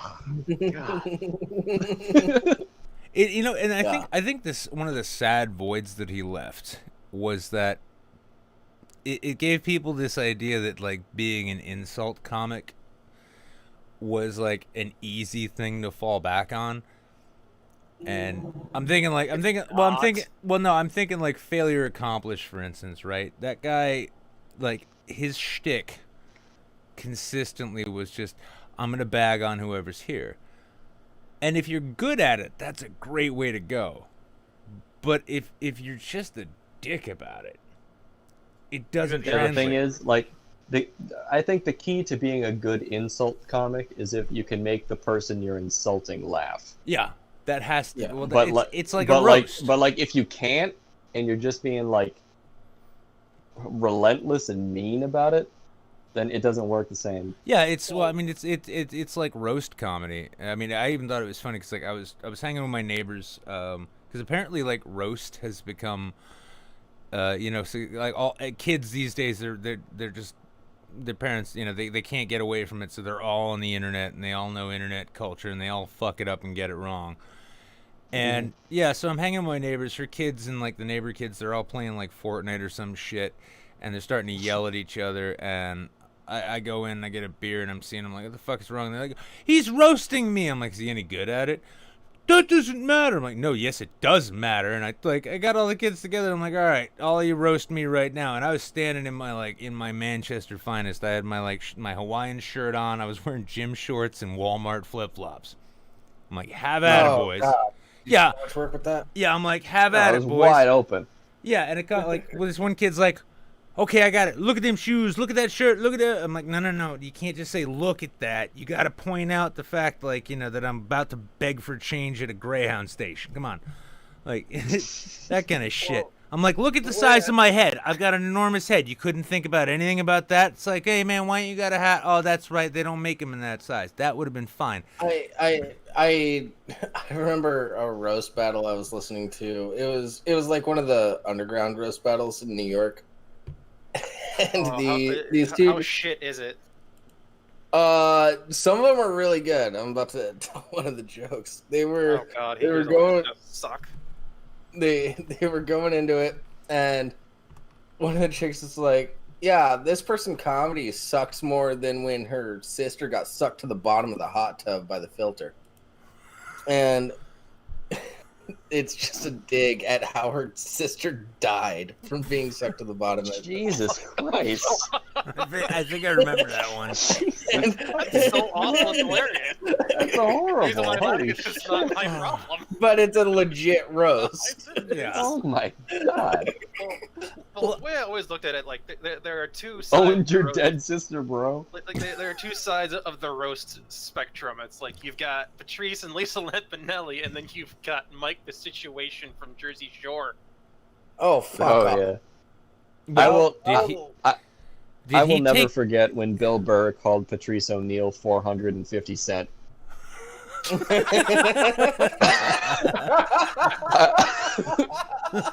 funny because I grew up with It's amazing. It's amazing. Yeah. Well, I mean, that was the funny thing though. Is like when I was talking with these kids, because like one of them is one of them he's a heavier kid, right? He's the bigger kid, and he was wearing all red. And so I'm like, all right, look at this. Like, look at you. You're looking like a walking blood clot. What is that? Just like, because I could go a lot meaner, but these kids are like 10 years old, and I'm trying to tell these kids, I'm like, listen, your job when you're roasting your friends is to make everybody laugh, and if you're the one getting roasted and you can't handle it, that makes you a bitch. And all of them were just like, oh, and then they started cracking like really bad kid jokes on each other, but they all kept laughing at each other. I'm like, my work here is done. I don't know if I that guess it's kid working read, out. like, that's a That's Santa Claus well, they're joke. just kids, so that's a start. Wait, I would have gone with Kool-Aid Man. I don't think they did that. Also, hang on, Jables, real quick. I also want to just add this to responding to Vernaculis. In addition to that, I don't think it would work. The kid wearing all red is a black kid, so maybe I still, I maybe see. no. Yeah, it's not You know so what? much. It's not so much. I I'd be. understand the restraint then, but it's like, It's not so much that I'd be worried is it about. racist to not make the joke? Well, no. My worry wasn't be so much did this kid think I was being racist to him, but if he thought it was funny and then told the joke to his mom, then maybe there'd be a problem. Yeah, that could have caused. You know what? The things still exist, but then I forgot about the generational gap. Yeah, Yeah, because the kids would get it. These kids were playing Yeah. Fortnite too, and like when they talk about roasting, I'm like, oh my god. And then it's a weird thing is like this kid's the one kid who lives downstairs, his older sister. She's like I think 10 now, and I'm starting to notice with like every time she like shows up, so I'll just be hanging out with like, the neighbors, and like she'll just come out, and when she comes out, she's always got this random weird fucking observational humor to offer, and I'm like, for a fucking 10-year-old, that's really good. Her mom's like, she never makes any sense. I'm trying to get her to stop. I'm like, no. This needs to be encouraged. We need more funny female comics, because frankly, like Lisa Lampinetti and Maria Bamford, they're gonna die someday. Yeah, and that's gonna be a sad day when either one of them die. Yeah. Honestly, I keep wondering too. I think to myself, like Maria Bamford, she's like, crazy enough that she might actually think doing this show might be a good idea. I'll just be like, Rick Shapiro's on here. Oh, who else? Nobody. Well, Oh, okay, I get it. If we could go back in time for what are you certain, talking about? that'd Like be for fine. female comedians? Oh, well, I know Taylor Tomlinson's a goddamn fucking haymaker of a comic these days. Yeah, I was about to bring that. Yeah. She's like 3 years away from being fantastic. I thought you were gonna say legal, but okay, continue. No, she's like the same age as me, dude. Yeah, she's mine and Jable's age, which makes you how old does that make you feel? I'm like feeling severe back pain and realizing that like my birthday's next Sunday, and I'm like, oh. Hey, guess whose birthday's coming up? Oh. Hey. Well, it's okay. I mean, Sunday no. is Listen, fine. I'm Everyone anticipating. give Nick $20 for his Well, for birthday. one thing, I know that I can count on the fact that I will get the same gift I've gotten for the last 5 birthdays from my family, and that's good, old-fashioned American neglect. There are times when I wish that was the case, and then there are times I'm just like, they do that to me regularly, and this is the only time they seem to talk to me. I don't know why, but it feels like it shouldn't be that Mom, way. Dad, can you return my calls outside of the times I need bail? Hey, That'd dude, be great. Our birthdays aren't like, they're like right next to each other, right? Well, mine's on the 8th, and as a Yeah. good friend, I have no ideas Yeah. when yours is. Yeah, we're like almost. I think you are almost exactly a decade older than I am. I'm gonna be 37.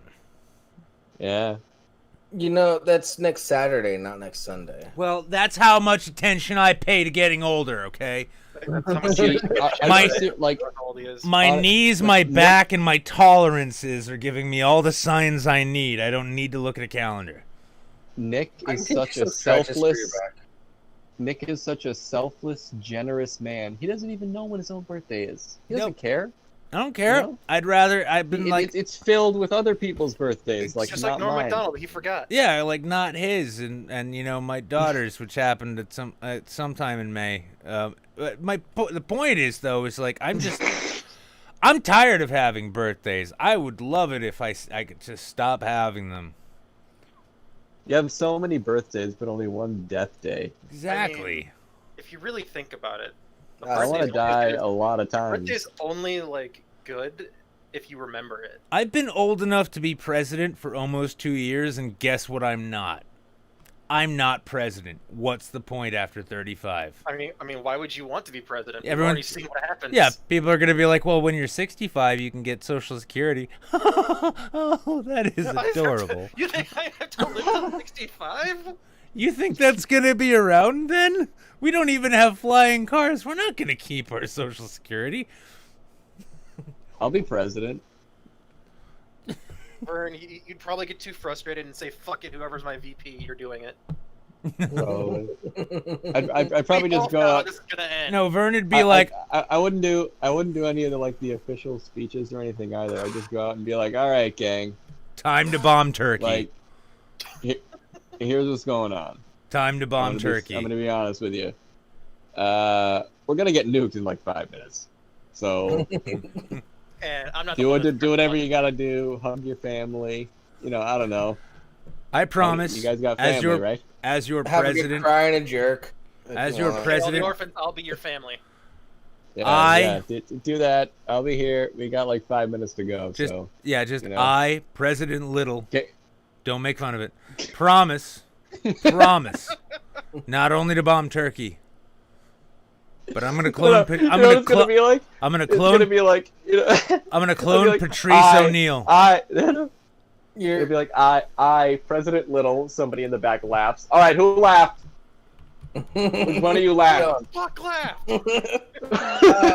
Okay. Yeah. If you run for president though, you do have to have a VP whose name is Richard. No, what's gonna happen? What's gonna happen is So you will. you can The just little have dick time- ticket. Your campaign It'll be promise. the little dick ticket. Your your campaign promise. That's so fucking funny. You don't You- even realize, dude. Your campaign promise will be that you will clone. No, I do realize that's why I fucking said it. You will promise to clone. Oh, fuck. You will promise. God, You will promise to clone Patrice O'Neill to bring him back, and then instead we'll just end up with two Anthony. He will Andersons. be my press secretary. Well, Like- I'm glad. Every time press comes around, you just play Patrice O'Neill clips. No. I put clone Patrice O'Neill on the podium, and like someone would be like, "Hey, so it looks like we're going into a recession," and be like, "Recession? Well, your hairline is receding, man. Who is this bitch? You just Like, get, you just, you- Who is you're- this? you're How's gonna that go- talking to me right Yeah. now? We need to recess that flappy pussy. yeah, he's gonna go. He's Yeah. gonna go to the. He's gonna go to the G20. He's gonna go to the G20 meeting and just throw phone books at Angela Merkel. Tell Putin to suck his dick. Putin, look at you with your tiny ass. You probably suck my dick while you're standing up. I heard you Olympic level gymnast. Can you suck your own dick? I can, but I ain't gonna do it. But you can try. Prove that you're better than me at that shit.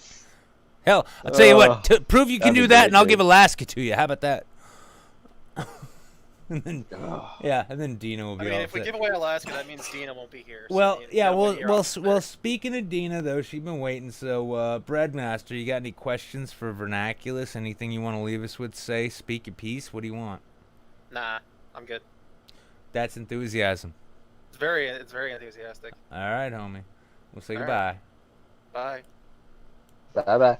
That was a lot. Also, one of my favorite Patrice bits is when is his whole bit about how he found out he was diabetic. I'm not sure if I heard that one. I was pissing in this girl's mouth, and she said, Oh yeah. "Hey." Okay, now I remember. Your piss tastes like birthday cake.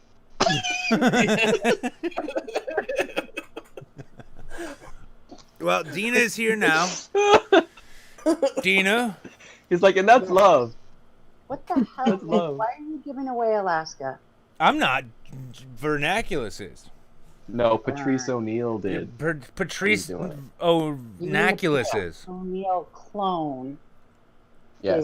is going to give away Alaska. That's some bullshit. I actually love it because Yeah. when you think Well, about it, Vernaculis not- is Vernaculis is the opposite of Patrice O'Neill in that like Yeah, like in every conceivable way. yeah, Patrice, probably. giant, funny black dude whose eyes looked in the same direction. And oh wait, no, that Alright, joke okay. doesn't work anymore. God damn it! All right, but Yeah, look at that.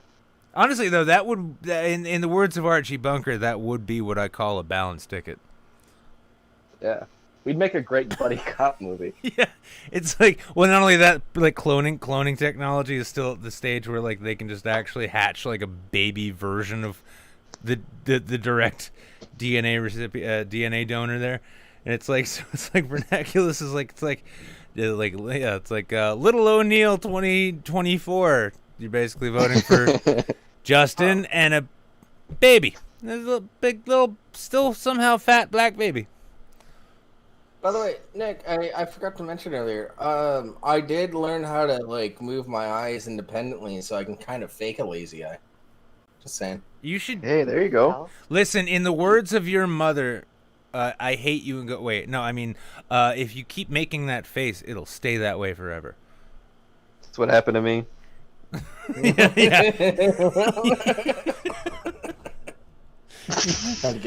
And then Mitt Romney's fucking socialized healthcare was the only thing that fixed it. Romney care comes with a pair of magic Hey. underwear. How does it feel knowing the governor of your state used to wear magic underwear while making laws? I want a pair. You know what I mean? Actually, I heard they're extremely comfy. So I'm just saying, if you've got a pair of magic underwear, I want to try them on. Because there's got, like, there's no way they wouldn't be comfortable, right? do you have a PO box or something? Yeah. No. Jables is just Don't gonna send start. me a pair of fucking underwear. Jables is just gonna start I sending don't you know where all of those the have like been. his like old his worn out boxers. No, it wouldn't be me sending them to you. I know somebody that used to be a Mormon, but just sort of has the magic underwear. Oh, hang on, holy shit! Wait a second. Are you saying that Justin get his hands on Lazy Green's underwear? I never said that. All right. Well, if that's the What? case, you and I have to talk afterwards because I've got this fetish that I don't talk about in public. Oh my god. I met her in person once. Oh yeah, no, she's great, isn't she? Yeah. Well, I mean, like, Yeah. well, I mean, you missed it, but at like the second and last VidCon I ever went to, yeah, like everybody You went guys out. went like shot for shot. Oh right? my god, that girl can fucking drink. Like, I mean, she's pretty and really smart and a lot of fun, but Same. honestly, like her fucking iron liver was what sold me. Can we get some It's because she simps in the kept it chat? healthy until she left the church. We need a couple. We need to get a few simps in the chat. Yeah, can I Can get you some more guys post simping, simp? please? Yeah, rent's coming up on the 1st. I saw that whole John Oliver special on evictions from a couple weeks ago, and now I'm thinking to myself, oh yeah, that's a problem. So, So we're all doomed, right? Are we all doomed? we're all doomed? Are we? Yeah, of course, but I mean, Okay. is that something we need to discuss? It feels like. You ever think about what you're doing with your life? I try not to. Okay. Honestly, okay. So on the pre-show, we read a lot of like science articles and stuff. Mhm. Between like this massive asteroid that's about to pass us and the Yellowstone caldera. Who's farting? I'm gonna be honest with you. Well, we're getting some I'm buzzing kind of retarded. off of, I think it's Jables. Oh no, that might have been a truck passing by. I thought somebody just like I kept can't- going. I can't believe, I Yeah. can't even fathom how. Okay, continue. Yeah, between the massive asteroid that's about to pass by and like the Yellowstone caldera that's been making some strange rumbling that hasn't done before, we're pretty much fucking doomed. So I'm not really thinking about the future too much at the moment. Just trying to live my best life. Okay, real quick, just catching up on something here. One Canuck gifted a tier 1 sub to Sturtbert. Canuck has gifted 147 subs in this channel. Yeah, go Canuck. Wow. Pinkies up. Wow. Oh yeah. Fucking hell. Dude, Holy shit, King Dina. Larry's gone now. Dina's King here. Canuck. I completely forgot. Dina, how are you doing? Yeah, I know. You always do that to me. No, I don't. Don't be mean. Shut Nick. up, Justin. He's usually mean to me, Vern. Yeah, but it's Yeah, it's so He like this is- tries see- to wrangle me into all these weird freaking Yeah. plans that he has, and He's got all these plans, and then he makes you talk about stuff you don't yeah. want to talk Listen, about. Dina, You know I what I mean? wouldn't. I wouldn't do this if I didn't introduce you to this show via that weird FetLife conversation we had. Yeah, Oh, look, shit. see, I mean, this is just proof right here. Yeah, this He's entire he's show is yelling no- at you. Yeah, this show is humiliation porn, and it starts with me showing my face to the world, and it ends with me talking to people who will publicly identify as my friend. Yeah, see, look at this. yeah. See, I even send him coffee, and he's still mean to You me. said, That was and he's so good. oh my. Sorry, no, I mean, just like so. Yeah, we need to have a serious discussion about your behavior. This coffee was this was the kind of coffee. It was whole bean coffee, and it's the kind of thing like you look at it, and then you just feel oil on your skin because that shit is glistening so much. That was good ass fucking. I didn't know you could grow coffee in Alaska. No, we don't. Oh, It's just roasted up here. like we go down, you know, we use our inflated American dollars value to buy up a small village. We put the people to work. We offer them migas in exchange for their labor, and then they send us coffee. Okay, I just want to point this out. You see how he does all this? You see how he did that whole like story spiel when he could have just said, thanks for the coffee. It was good. You know what I mean? Oh no, he has. He's said. Okay, things for the alright, coffee. okay. He's been All good right. about that. Well, she But also. I'm Good, getting good. ready to send him more. So Oh, that would be Okay, great. well that's good. No, it's she his also birthday. she I also- should send him more. she also sent me an ulu, which I don't know, Justin. Have you been up? I think you've been up here since I got that thing. It's that wooden like bowl. Is that some kind of anime shit? No. It's No. It's a wooden bowl, and it kind of looks like a punch knife almost, but it's this like curved blade where you hold it from up top, and it's the best thing for chopping. And I guess it's like an Inuit thing.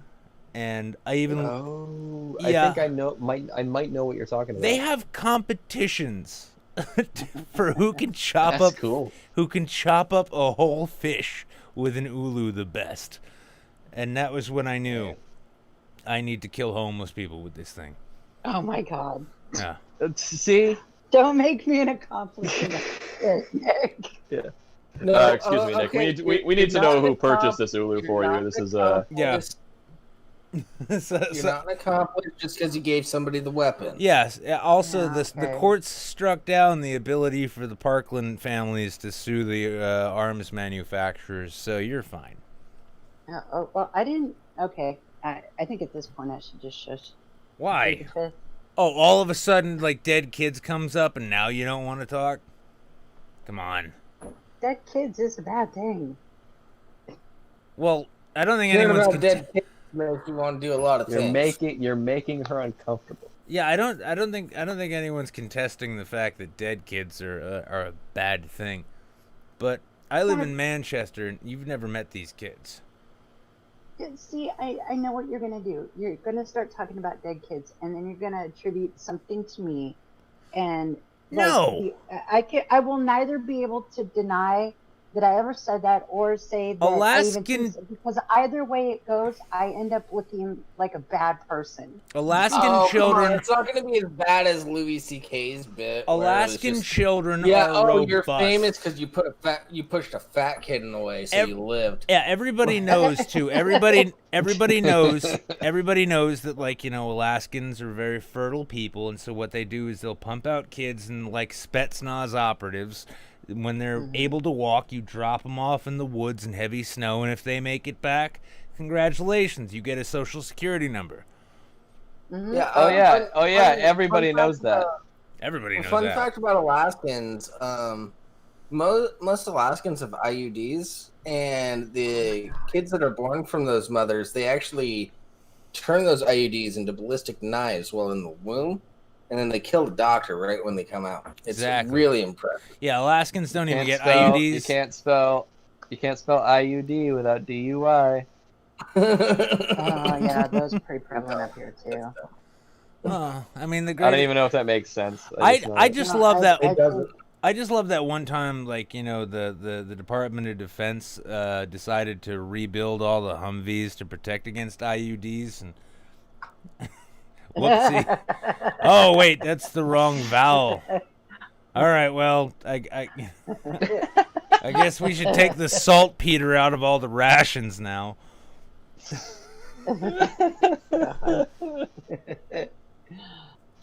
Look out! Dangerous IUDs.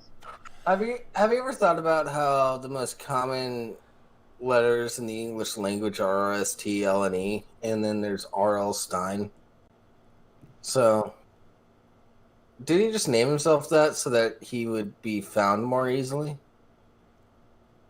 Yeah, because the internet was a really big thing when Goosebumps came out. Dude, no, I it remember fits with the Dewey Goosebumps. Decimal System, my dude. Yeah, what?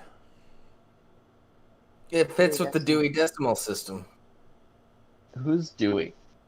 I don't know. And why is he decimating? Obviously, you systems? guys never went to the fucking library. How No, am I hey, younger than oh, both of you? And still no, know no, Who is I've Dewey heard of- Decimal? I've heard of libraries. I've heard I of know how them. to use the Dewey Decimal I've heard, System. yeah, I've heard of libraries. That's where like the homeless people go to sleep during the day, right? You know what? I don't know if I can trust this Mr. Decimal. Yeah, honestly, too. I mean, like, where's Wow, nothing? No, That's no, fine, it's whatever. been done. It's been played out. I'm tired of Oh, it. man. All right. That pretty much that same Okay. joke has been made every time I bring it up. So Is that like when like you're sitting at the table at a restaurant and the waiter goes, "Is there anything I can get for you?" And then the guy goes, "The next lottery numbers." Did I just do that? yeah, it's kind of like that for me at this point. Yeah. I just God damn you do have to appreciate, though, the fact that, like, you know, Vernaculis' favorite comedian is Norm Macdonald, and that's the comedy he goes to now. Yeah. Leave me alone. I mean, I get it, man. But Yeah. God damn, your delivery's garbage. They can't look. They can't always be winners. I I can c- only deliver Stephen Wright jokes properly.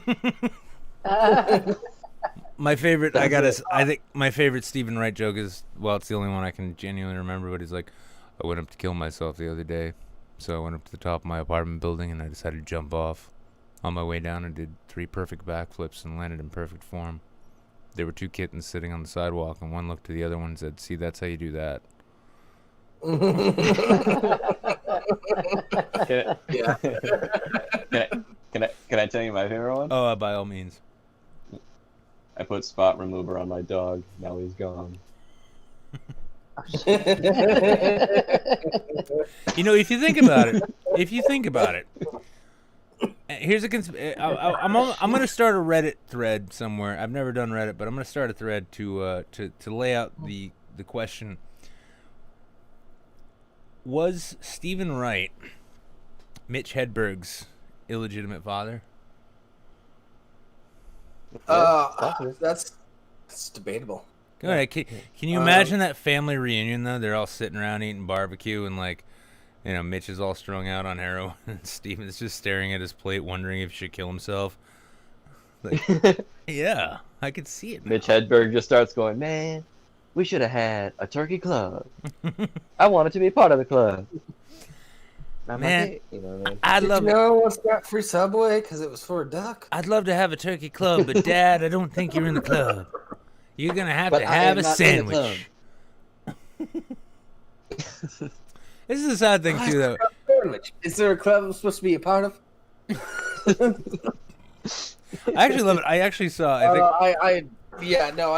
I love Stephen Wright and Mitch Hedberg. Well, it was funny because like I love the fact like so Hedberg when he was alive was like a kind of underground like cult thing. Like he did Comedy Central specials and shit, but you had to like I remember playing his CDs for some people and they'd sit there like, I don't get it, and I'm like, you're an idiot. Okay, I get it.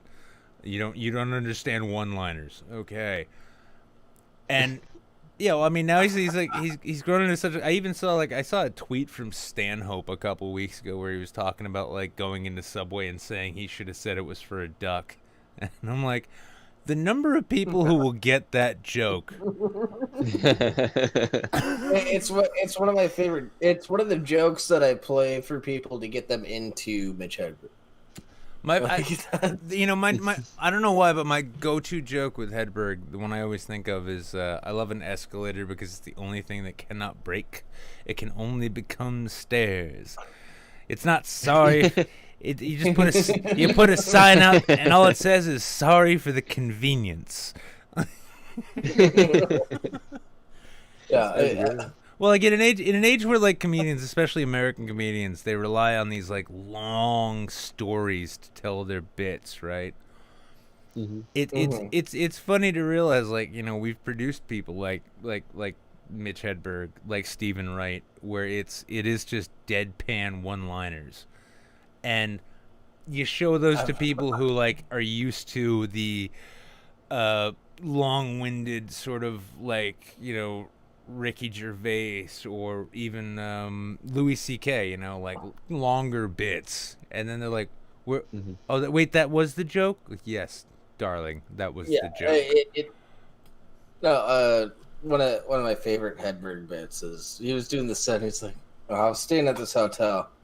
I'm not going to tell you which hotel I was staying at, but I will tell you it involves 2 trees and a hammer. I don't have a girlfriend, but I do know a girl who'd be really upset if she heard me say that. I love the UBS guy because he's my drug dealer and he doesn't even know it. Yeah. And of course you can't forget this classic. Zenith says, "I used to do drugs. I still do, but I used to too." Well, it was a weird thing, like hearing, like I remember hearing Rogan talk about Hedberg. He was saying, like, because when when people in your industry, when they have a problem, right? Everyone's like, dude, you gotta get clean, whatever. You're gonna kill yourself. And the normal rock star thing is either, nah, man, I don't have a problem, or I will, dude, I promise, and then they OD. Mitch's thing apparently was like, nah, I love heroin. I love it. Why would I want to stop doing it? It's like, you're really living. He took the same line as Kinnison. Yeah, he's really living out that classic apple versus red wine joke where it's like, man, I hate drinking red wine. It gives me a headache. Why? It's like saying I love apples, but when I'm done eating it, it'll be a core. Like, it's like I love heroin, but when I'm done doing it, I'll be fucking dead. Oh, that's dark. Yeah, I should do it about an apple. Yeah. No, one of the specials Hedberg released, he actually bombed that whole set in the club, but the special got a massive praise. Well, that's that's one of the weird things, because I mean I'm pretty sure you heard about it too, but like Chris Rock's classic "I love black people, but I hate," that bit. Like he worked that bit in shows and clubs for like over a year, and it bombed, and it bombed, and it bombed, and it bombed, and then he does it on this like big, like I think it was an HBO special.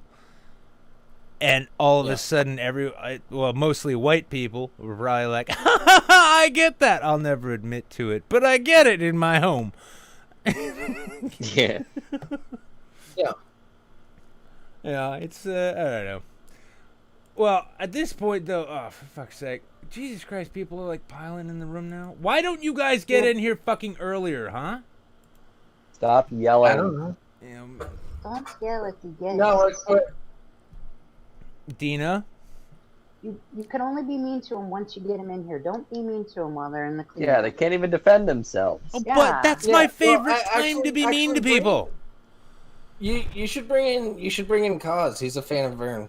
Okay, well, I mean, like, he actually won the role. I wanted to ask Dina if she wanted to have anything to say, because unlike some people, I don't mind it when she speaks. Ooh. She's not allowed. Anything?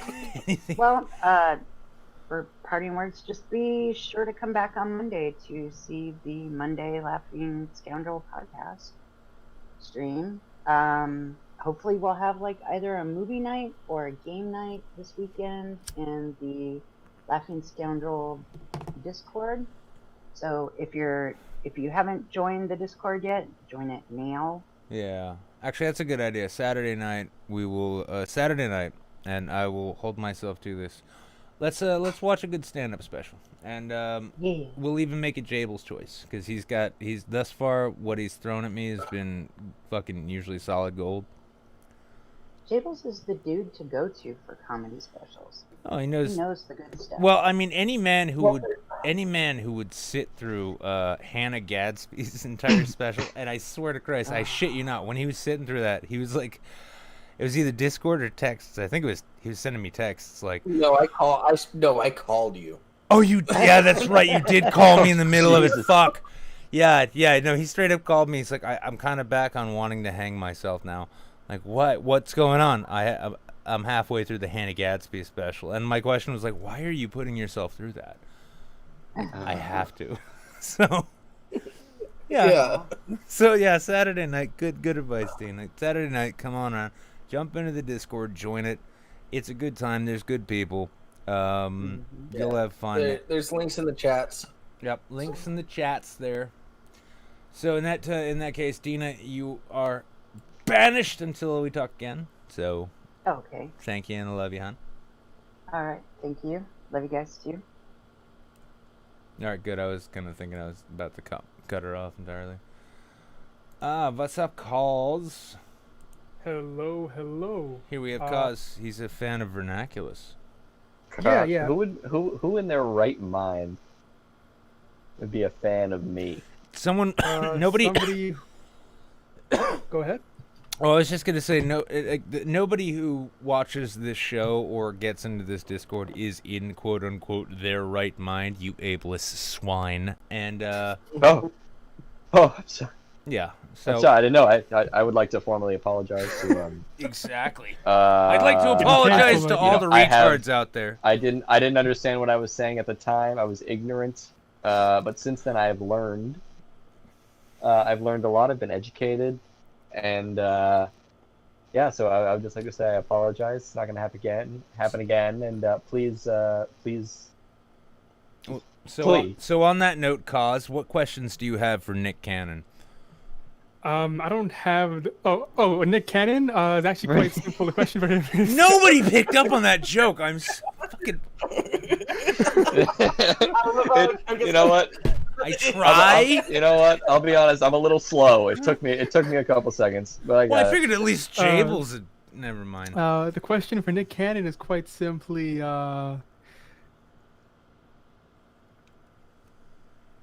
In what land do you really think that the Jews weren't the Jews, man? What the hell? Are you like, what are you smoking? And why aren't you sharing? I really thought that was a question addressed to Vernaculis for a second, and I'm like, I wanted to cut it off, but I'm like, well, no, buddy, I want let me tell you.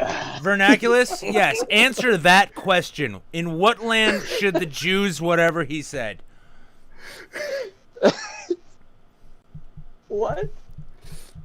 By the way, just 'cause everyone, Nick keep in Cannon's mind, on Justin that, Little has a new novel coming out. It's all about, well, Jews running the media, but it's taught. So, continue. Oh yeah, that's all. But yeah, Vernaculis, been watching like your channel since like we're talking back when you used to respond to like JJ Talks and them, right? Like a long time. So you're cool.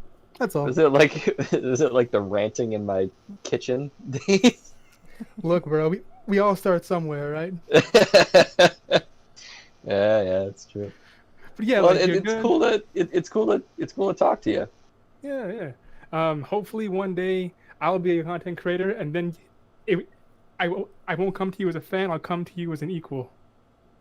Well, Never. you are my equal anyway. Yeah, listen. Yeah. I know. Do you qualify for disability? Because if you do, you're automatically your average YouTuber's equal. I technically do in several ways, so I guess we're there. There we go. Yeah, it's like I have trouble with chapter books, so I'm about a YouTuber now. Yeah. Also, I thought the Who's Dewey comment was a Arthur reference. Oh, jeez. I made an Arthur joke. I Sorry, made an I just- Arthur joke. I bet. Oh, you're right. You're so right. Which Arthur though? Is it the Pachyderm or Dudley Moore? The pachyderm, the anteater, Oh, DW. Yeah. It was in like Yeah, the musical yeah. episode. Like you really think someone would go on the internet and tell lies? Like that Arthur is what he's talking about. Good time. it's like here I'm thinking like, was it the Dudley Moore or the Russell Brand remake? No. By the way, the Russell Brand remake wasn't that bad. No, oh, sorry, the movie. I thought you were talking about the where he was trying to be a Wootard Sam Harris. All of a sudden, No. right today, everybody, I'm gonna wear a towel and talk about how from my mansion, I keep thinking about what it's like to be poor, and I'm so glad I'm not poor anymore. I don't know what it is about his voice. Really good at your I Russell just Brand. can't. I cannot stand Russell Brand's voice. I met him. I just can't. It grates on my brain. No, I understand. You see, I understand you. Oh. Hang on, wait. Let me open my shirt a little more. Here we go. Yeah, Ugh. I understand. You see, but I met him in person one time, and he is a woolly. Ugh. He is a woolly mammoth of a human being. Holy shit! I Yeah, shit you not. Like the guy's like 6'2", and you see that big like And his Jesus. voice sounds like he's an orphan in a Dickens novel. Yeah, but also, it's because of all the heroin, right? All the heroin that he's done, and that's how he knows that he's really on track with things. But no, It's I mean, like, dude, his close your mouth. beard is this. Close If your you mouth. put You don't have to open it all the way. if you put my head, Whenever if you you say doubled stuff. the size of my head, right? That's the size of Wow. his beard. This guy is like 6'2" easily, right? And holy shit, yeah, this guy's like 6'2".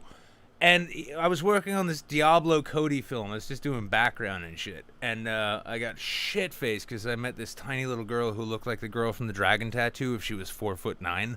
And she had like a flask of Jameson, so we were best friends.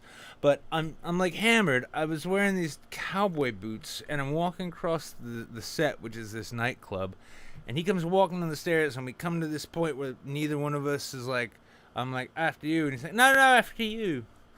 And I look down, he's got these white snakeskin cowboy boots on with like chrome tips and shit. And I'm just like, nice boots. And he's like, I imagine yours are probably more comfortable. I'm like, after you. So he just fucks off. I'm like, well, I met Russell Brand. How about that? He was a nice guy for a time. Kind of Yeah, no, I don't deny that he's a nice guy. He's just also a crackpot. Oh yeah, no, he's a fucking he's a wootard. I mean, he's like, I'm waiting for him to like do a collab with Spirit Science. Yeah, we're thinking space Jews. The original Jews from the moon. Yeah, was the ones that like made Jesus into Iron Man. I'm pretty sure. That's how it went. Yeah. Like, yes, Russell I want Brand. to convince Russell Brand that I can manifest bad energy, and by proving it to him, I'm just gonna fart in his presence. I just want to convince Russell Brand that if he comes on this show as a guest, I will quit doing heroin. No one tell him I don't do heroin. I guarantee I could get Russell Brand to believe that I am a figment of his imagination in 5 minutes. Oh, wait. Wait, no. Here's how you need to phrase it. Here's how you need to phrase it, Nick. If Russell Brand comes on the show, you will never do heroin again. That's true. Russell Brand, Have actually, you Crab, done heroin? That's the question. hang on, Crab. I know you're watching. Get ready for a clip. In 5, 4, 3. And so honestly, like, I mean, I'll make this pledge right now. If Russell Brand comes on this show to discuss geopolitics with and you. spirituality, I will never do heroin again. My word. Word is bond. And if this gets tweeted to Rusty Rockets and he replies, well, then maybe you've saved a life, Russell. Clip it. Thank you. Clip it quick. Yes, and scene. Clean. That's clean. Get the clip. That's Clean clean. clip. Clip that. Clip it. Somebody clip that. Yep. Oh, no, Crab. I can always count on Crab to do that. Now, real quick, Dirty Kid donated $5. What is your tattoo? Saw a glimpse, and I'm not the only one who wants to know. Oh, okay. Well, I have one tattoo thus far, and it's the words "So It Goes." And I had it tattooed above my heart. It's from Kurt Vonnegut, Slaughterhouse 5. It's a nice mantra to remind yourself that bad shit will constantly happen, but what are you going to do about it? Now, for my next tattoo, I am genuinely thinking if I can afford one and decide to get one. I've decided I will only go with literary tattoos from now on. And my next one, I was thinking about getting the words "Don't Panic" tattooed in bright, friendly letters somewhere to honor the great Douglas Adams. After that, I don't know. Get a tattoo of what's on Bukowski's gravestone. Which is? Don't try. I should get that tattooed on my wrist right here. That way, anytime I put my hand forward to do something, oh, never mind. No, what are you talking about, man? I'm just. Don't try. You're trying too hard. That's the problem. Hard. Everyone's Do trying. you think Douglas too Adams hard. would approve of a tramp stamp? Of his slogan? I don't think Douglas Adams gives a fuck. He's kind of dead. Who he be? No, but I'm saying he's looking down. He sees a guy. No, I'll be honest. You know what I mean? What would he say? Every time. No, I think Douglas Adams would specifically say, "Why would I give a fuck? I'm dead." Why would you stamp on a tramp? That just seems mean. That's just rude. Contempt for the working class. See, I can't help but think though. Every time I think of tramp stamp, I had this ex-girlfriend who had a legit, like, she'd never been to England, but she had a Union Jack tramp stamp. And periodically, especially in my more drunken moments, I kept thinking about just dropping a batch on that flag and then sending it out to the UK YouTubers I'm friends with, be like, "Ha ha! This is what the colonies think of you." No. What was Union Jack the brothel? The name of the brothel she worked at? Well, you know the story, Justin. Shouldn't need to tell you. I don't know the story. Yeah, no, it was a little tramp I had living with me for a while, but yeah, I that was the weird thing too. It's like, so it's like this chick had like these like Gaelic Irish tattoos on her calves, and she'd never been to Ireland and had no Irish lineage. And then she got this Union Jack tramp stamp her mom bought her when she was like 15, and it was like just this big ass Union Jack. So, you know, I'd have her in bed, and then I'm like, oh yeah, this is a great looking body. Why the fuck is there a flag there? When did they claim this and why? So, it's one of those things, you know. I'm sorry. Do you have a flag? Do you have a flag? Sorry, No flag, no country. You can no have flag, no orgasm. It's not my rules. I don't make the rules. You have to dress up like. Yeah, I'll just smash her out in Eddie Izzard makeup. Yeah, dress up like Eddie. Yeah. Eddie Izzard, here's a funny thing too. I don't know if I heard this on Rogan again, which by the way, everyone, Rogan is canceled because he talked to Ben Shapiro, and Ben Shapiro, he had to go at home and flagellate himself after thinking about the taste of Joe Rogan's dick, and you know we should be sensitive to Ben Shapiro's weaknesses. But no, he's talking to Eddie Izzard. Eddie Izzard apparently doesn't write any of his bits. What? Yeah, he's like, because he started out as a street performer, an improv street performer, and all he does is, like, most comics, they'll write bits, they'll go out and test them at a show, what works, what doesn't, they'll keep it. Eddie just riffs the entire time, so every one of his specials is literally just him riffing bits that he remembers work, but he remembers them as he goes along. That's it. It's basically like it's a rehashed of workable improv. Hold on. That's madness. A lot of comedians don't write anything down. They just try things out on stage, and then they work it out over time. Well, yeah, but still, I mean, to think, especially with Eddie Izzard at his profile, and like at the he'll do like a 2.5 hour fucking special, and then to find out that it's like, oh, he just knows what works and what doesn't, so he'll get to the end of one bit, and then when you rewatch it now, knowing that, you'll rewatch his bits, and then you'll see, like, his face, like, a little notion, like, you'll just kind of see him periodically. He'll do a joke, he'll do a bit, swim like sharky. Oh, yeah, that's a good one to follow up with. And then he'll just jump into that one. It's like, wow. Now that's fucking performing. Chappelle doesn't write anything down either. Yeah, well, Chappelle also is like napping 20 minutes before he goes on stage too. Just like get high and take a nap in his room, and then someone will come and knock. You're on in 20. Oh shit, what? Oh, all right, cool. Chappelle also gets like IV drips and makes sure he's fully hydrated before he goes on shit too. Yeah, because he's at that fucking level. Yeah, he's fucking ridiculous. Well, oh fuck! God damn it, we've gone too far. Cause, did you have something you actually wanted to ask Vernaculis? Oh, nothing too serious, honestly. I'm just here enjoying the mood. Well, that's appreciated. Now Miss Mickey has been waiting for a while. We are 20 minutes past when I wanted to end this show, and my bladder feels like it's about to burst a bit more than my waistline and belt do. I'll say good day to you all. Anything you would like to leave us with? Any final thoughts, recommendations, anything like that? Recommendations, final thoughts. Oh yeah, comedians. You already know Patrice O'Neill and how great he is, and Rich Hedberg, so I can't recommend you anything on that front. So no, I don't have anything off the top of my head. Okay. Yeah, thanks. Peace out. Before you go, Cause, feel free to hang out in the Discord. People are hanging out here all the time. We play games and watch movies together and stuff. So feel free to also, sure, also with the people. Yeah, Brett, after the show. I do have to warn you, Brett in voice chat 1 right now. He seems like a bully, but he has a very kind heart. Oh, that's fine. That's fine. I'm on like the Discord. That's all cool. Yeah. Anyways. Yeah, but typically also after the show, like, people end up hanging out for quite a while. So, cool. Welcome to the Discord. I'm guessing you're new here. You must be new here. But good day, y'all.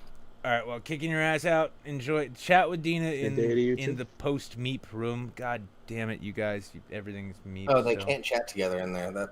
Oh, well, I hope they try. That would be funny. So, to round the night out, we're going to have Miss Mickey Ficky coming on in here for just a brief few minutes before we close out. How you doing, Mickey? Hey, I'm good. How you guys doing? We endure. Doing pretty good. Yeah. I just wanted to hang out at the end, honestly. That's kind of what I prefer. I like to jump in and hang out with Nick and the crew. I'm not so much a fan of being caught on the show because sometimes I say stupid shit and it's embarrassing. So, have you been watching this whole show? You've said ridiculous. Yeah. I totally watch, but I am very convinced that all of you are way smarter than I am. Kind of retarded. I learn. No. I gotta be honest with you. I'm kind of retarded. That's beautiful. That's Socratic almost. Oh, actually, well, Yeah. Vern, you haven't been able to hear it, but and I'm gonna be redoing it. But anytime a donation comes in, the Alex Jones clip plays. Oh yeah. Yeah, I gotta be honest with you. No, yeah, because it's like I've heard it so many times, like I know like it, a- I know it like the cadence of a song I've heard. So it's yeah. No. It's like because what did Socrates say? He said, "All I know is that I know nothing." yes, Sure. Alex Jones and Socrates. And then today, Kind of retarded. yeah, I'm gonna be honest with you. I'm kind of retarded. you have to stop doing that because I keep thinking I'm getting money. It's not fair. I'm gonna keep doing it. I'm gonna be honest with you. I'm kind of retarded. Yep. That's not bad. Not Justin, bad. let me hear yours. Oh, look, we got $5 coming in. Justin, let me hear. I'm gonna be yours. honest with you. I'm kind of retarded. See, you guys both have the timing down perfectly. It's because Alex, that's going to be carved on Alex's fucking headstone. He was ... kind of retarded. Yeah. 1949 to 2022. I love Joe Rogan's reaction to that too. He just slaps the desk and falls to the ground. Yeah. Just Yeah. like, what do you do? I like the turning the That's a freaking frogs can do gay at that thing. point. That's turning the freaking frogs gay. I like that. I like that. Turning the That's freaking a frogs classic. gay. Mm, I'm an that's animal. my favorite. I'm a man. I've got hot blood pumping through my I'll veins. be honest with you. Oh, there it is. Alex Jones is kind of wrong, but he wasn't completely wrong on that. That's the problem with Alex Jones. He's kind of right about a lot of things. Oh shit, hang on. We're going to hear a bunch of it real quick. Okay, it's only 2 subs. I'm gonna be honest with you. Okay. There we go. I'm kind of retarded. Yeah, so Sean Ma gifted 2 subs to Yitrium Wolf and Gonzo Duke. Oh, I love that name, by the way, of course. You've been around forever, but I still love it. But yeah, that's I think he gifted those subs simply because it was the cheapest way to hear Alex speak the truth. Well, no, like what I love about Alex Jones is that like he starts off like, I don't know if I would say reasonable, but like he starts off vague enough where like everybody can kind of be on board. You know what I mean? Where it's like Yeah. I'm tired of the lies. It's like, I'm tired so of am the I, government Alex. lies." And I'm You like, know- you know what? Yeah, I'm tired of the government lies. You know, I'm I sick. think I'm sick of being lied to. Yeah. I'm sick of being treated like an idiot. I'm like, you know what, Alex? Yeah, I'm on board. He's like, okay. Now let me tell you about these Stargate jump gates that are like suns. And these people want to merge with machines and then ascend into the sky and become a second god in the universe. And this is their plan. And like And I'm like, all right. the worst That's part when I'm about like, all right, I gotta hop off the Alex Jones train. Yeah, when he first started, like he was right about the Bohemian Grove shit. He snuck in there and exposed a lot of people. Well, I mean, here's the And thing, though. I- It's like Yeah, it's you like know, this. he quote unquote snuck in Well, there, no- also a Freemason. Not just that, You yeah, know. that plus. Debatable. No, no, It's a Debatable. psyop. No, but It's a psyop. well, consider I'll be this. honest with you. Here's the weird thing, right? Here's what we kinda retarded. what we come back to on that notion is that, so like, all right, Alex Jones started out exposing that the rich and elite, ultra powerful people are a bunch of weird fucks, right?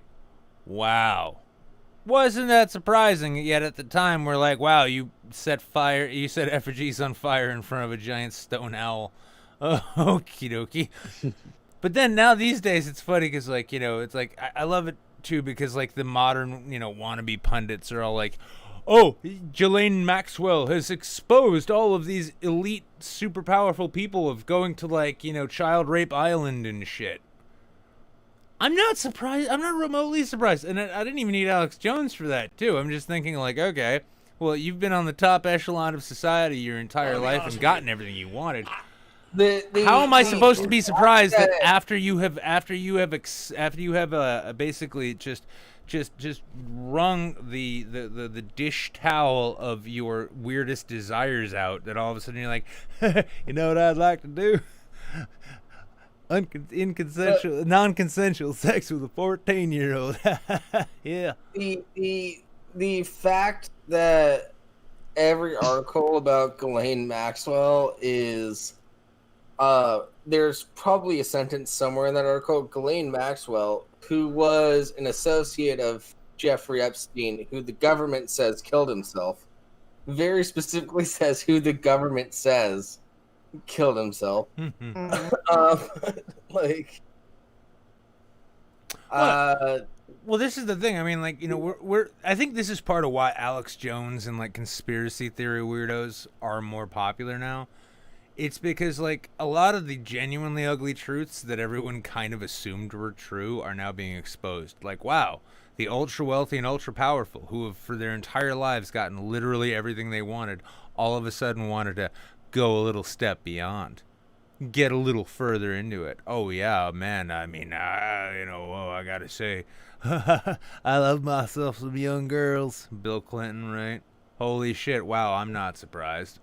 Fuck me. I wouldn't be surprised if Elon Musk hasn't been raping kids in his volcano island hideaway for years on his own. Actually, with Elon Musk, I would be surprised with Elon.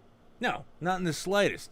Elon Musk, you look at his face, you look at his expression, and then you keep hearing about how he thinks we all need to integrate ourselves into a single neural network. That way things like age and race don't matter. Yeah, it's because he wants to rape kids, goddammit! And Elon, if you want to sue me and get this show some exposure, you go right ahead. I could use it. But See, this is how you work. This is how you work, people. Yep. Now, we're coming up on 2.5 hours. I need to piss like a racehorse, but I'll start off with Mickey Ficky. Mickey, what would you like to leave us with tonight? You know, I really want to stream something in my channel, the one that you created for me, HBO Power Hour. I want to stream something. I just don't know where to begin. This is announcing the violation of copyright. Oops. So, whoopsie. No, what you meant is... I did that. Yeah, you wanted to share... You wanted us to all join you in the public domain Happy Fun Time Land, in which we watch nothing but Fred Astaire movies. Right. Yeah. Fred Astaire. You know, Exactly. we'll watch La La Land. That's a real... That is still owned by someone, Mickey! Jesus Christ, they're bad at this. Can't just say things like that on the internet. Yeah. Also, wait a second. Hang on. How on the God's green earth do you think anyone wants to watch La La Land, Mickey? It's either that or Cats, motherfucker. Okay, come on. Wow, you are. That is wow. That's like asking someone which hand they want. Here's what you need to say. Hey, everybody. I would like to have a movie night. Share movies and videos with other people. Yeah. Yeah, that. Yeah, what would you guys like to see? I told you. Maybe there's something that you could find on HBO, or you could find elsewhere. Mickey, saying that someone's options are either La La Land or the Cats movie is kind of like, I'm going to cut off your right hand or your left foot. Which one would you prefer? I promise not to cringe everybody to death. I would like to share some videos with my Discord fam in my public domain something or other, and if you guys just give me some ideas, I'll try to find it. There we somewhere, go. Okay. Yeah, but join the Discord. Honestly, Mickey's got her own streaming room in addition to the movie nights that I've been sadly lacking in doing, but I know you guys have been keeping up with. Saturday night, tomorrow night, we'll be watching some stand-up together. It'll be a good, fun time. So, that's my final word before saying goodbye. Jables, you get a bit now. Come on, do it. Do the thing.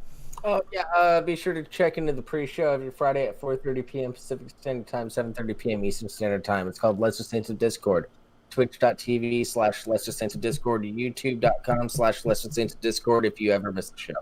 Now, Justin, would you like to plug... I heard there's this novel coming out. I don't know anything about it.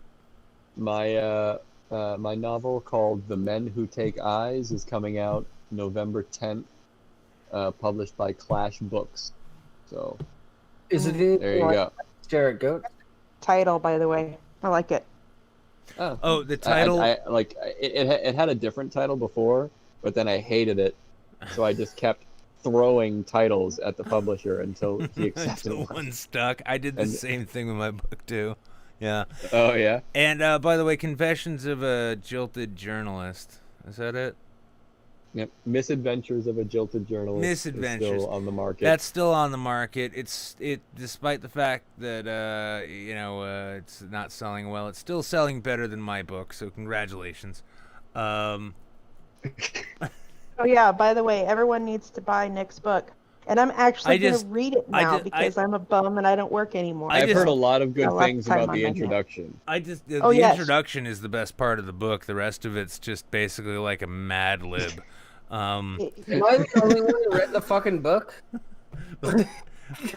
I read it. Probably. I mean, at least I bought love. Oh it, God, right? I love how you said. They're like, yeah, I read it. I read it. Yeah, we all did, sort of. But- Like, we bought it. No, We but threw money no, at I you, mean, so that's I'll say valuable. one thing I do love though is like I can tell when I've sold one copy of a book in a month because I'll get like $3.50 Yeah, through dude, I get PayPal. It's like royalties. I'm like, I don't know how royal this is, but hey, There we go. but but genuinely, if any of you aren't already on board, follow Vernaculis at Vernaculis, and if you can't spell that, then you don't need to read his book. It's way too complicated. But no, his IS on ES. his Or- debut I novel. can He's spell it. that guy. Like this dude has sent me like one excerpt after another to the point where I'm pretty sure I've read the entire thing now.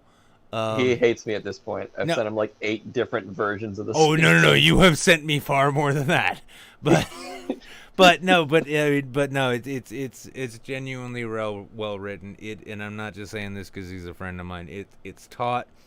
It's the characters are well rounded. They feel like they are their own people.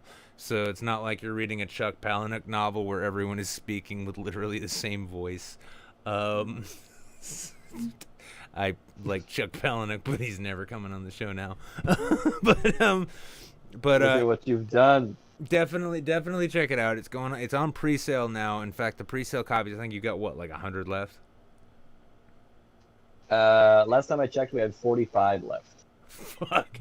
Well, they're selling like, I don't want to say hotcakes, but fuck me, I just did that. Anyway, They are selling like lukewarm cakes. they are selling like lukewarm pies. Luke pies. They're selling which like are still, Luke they're pies. still good. Yeah, that's just so good. And the great thing is, if you don't finish it all at once, you can take it home and finish it later.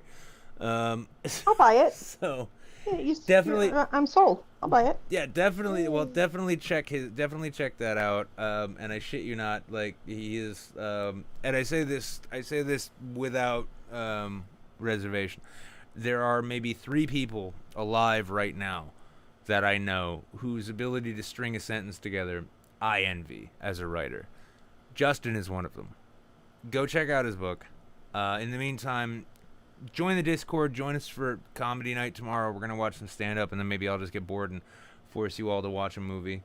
And then otherwise, I will see you all once again on Monday for the Monday show, which will happen on Monday for once. Finally, you're welcome. Goodbye.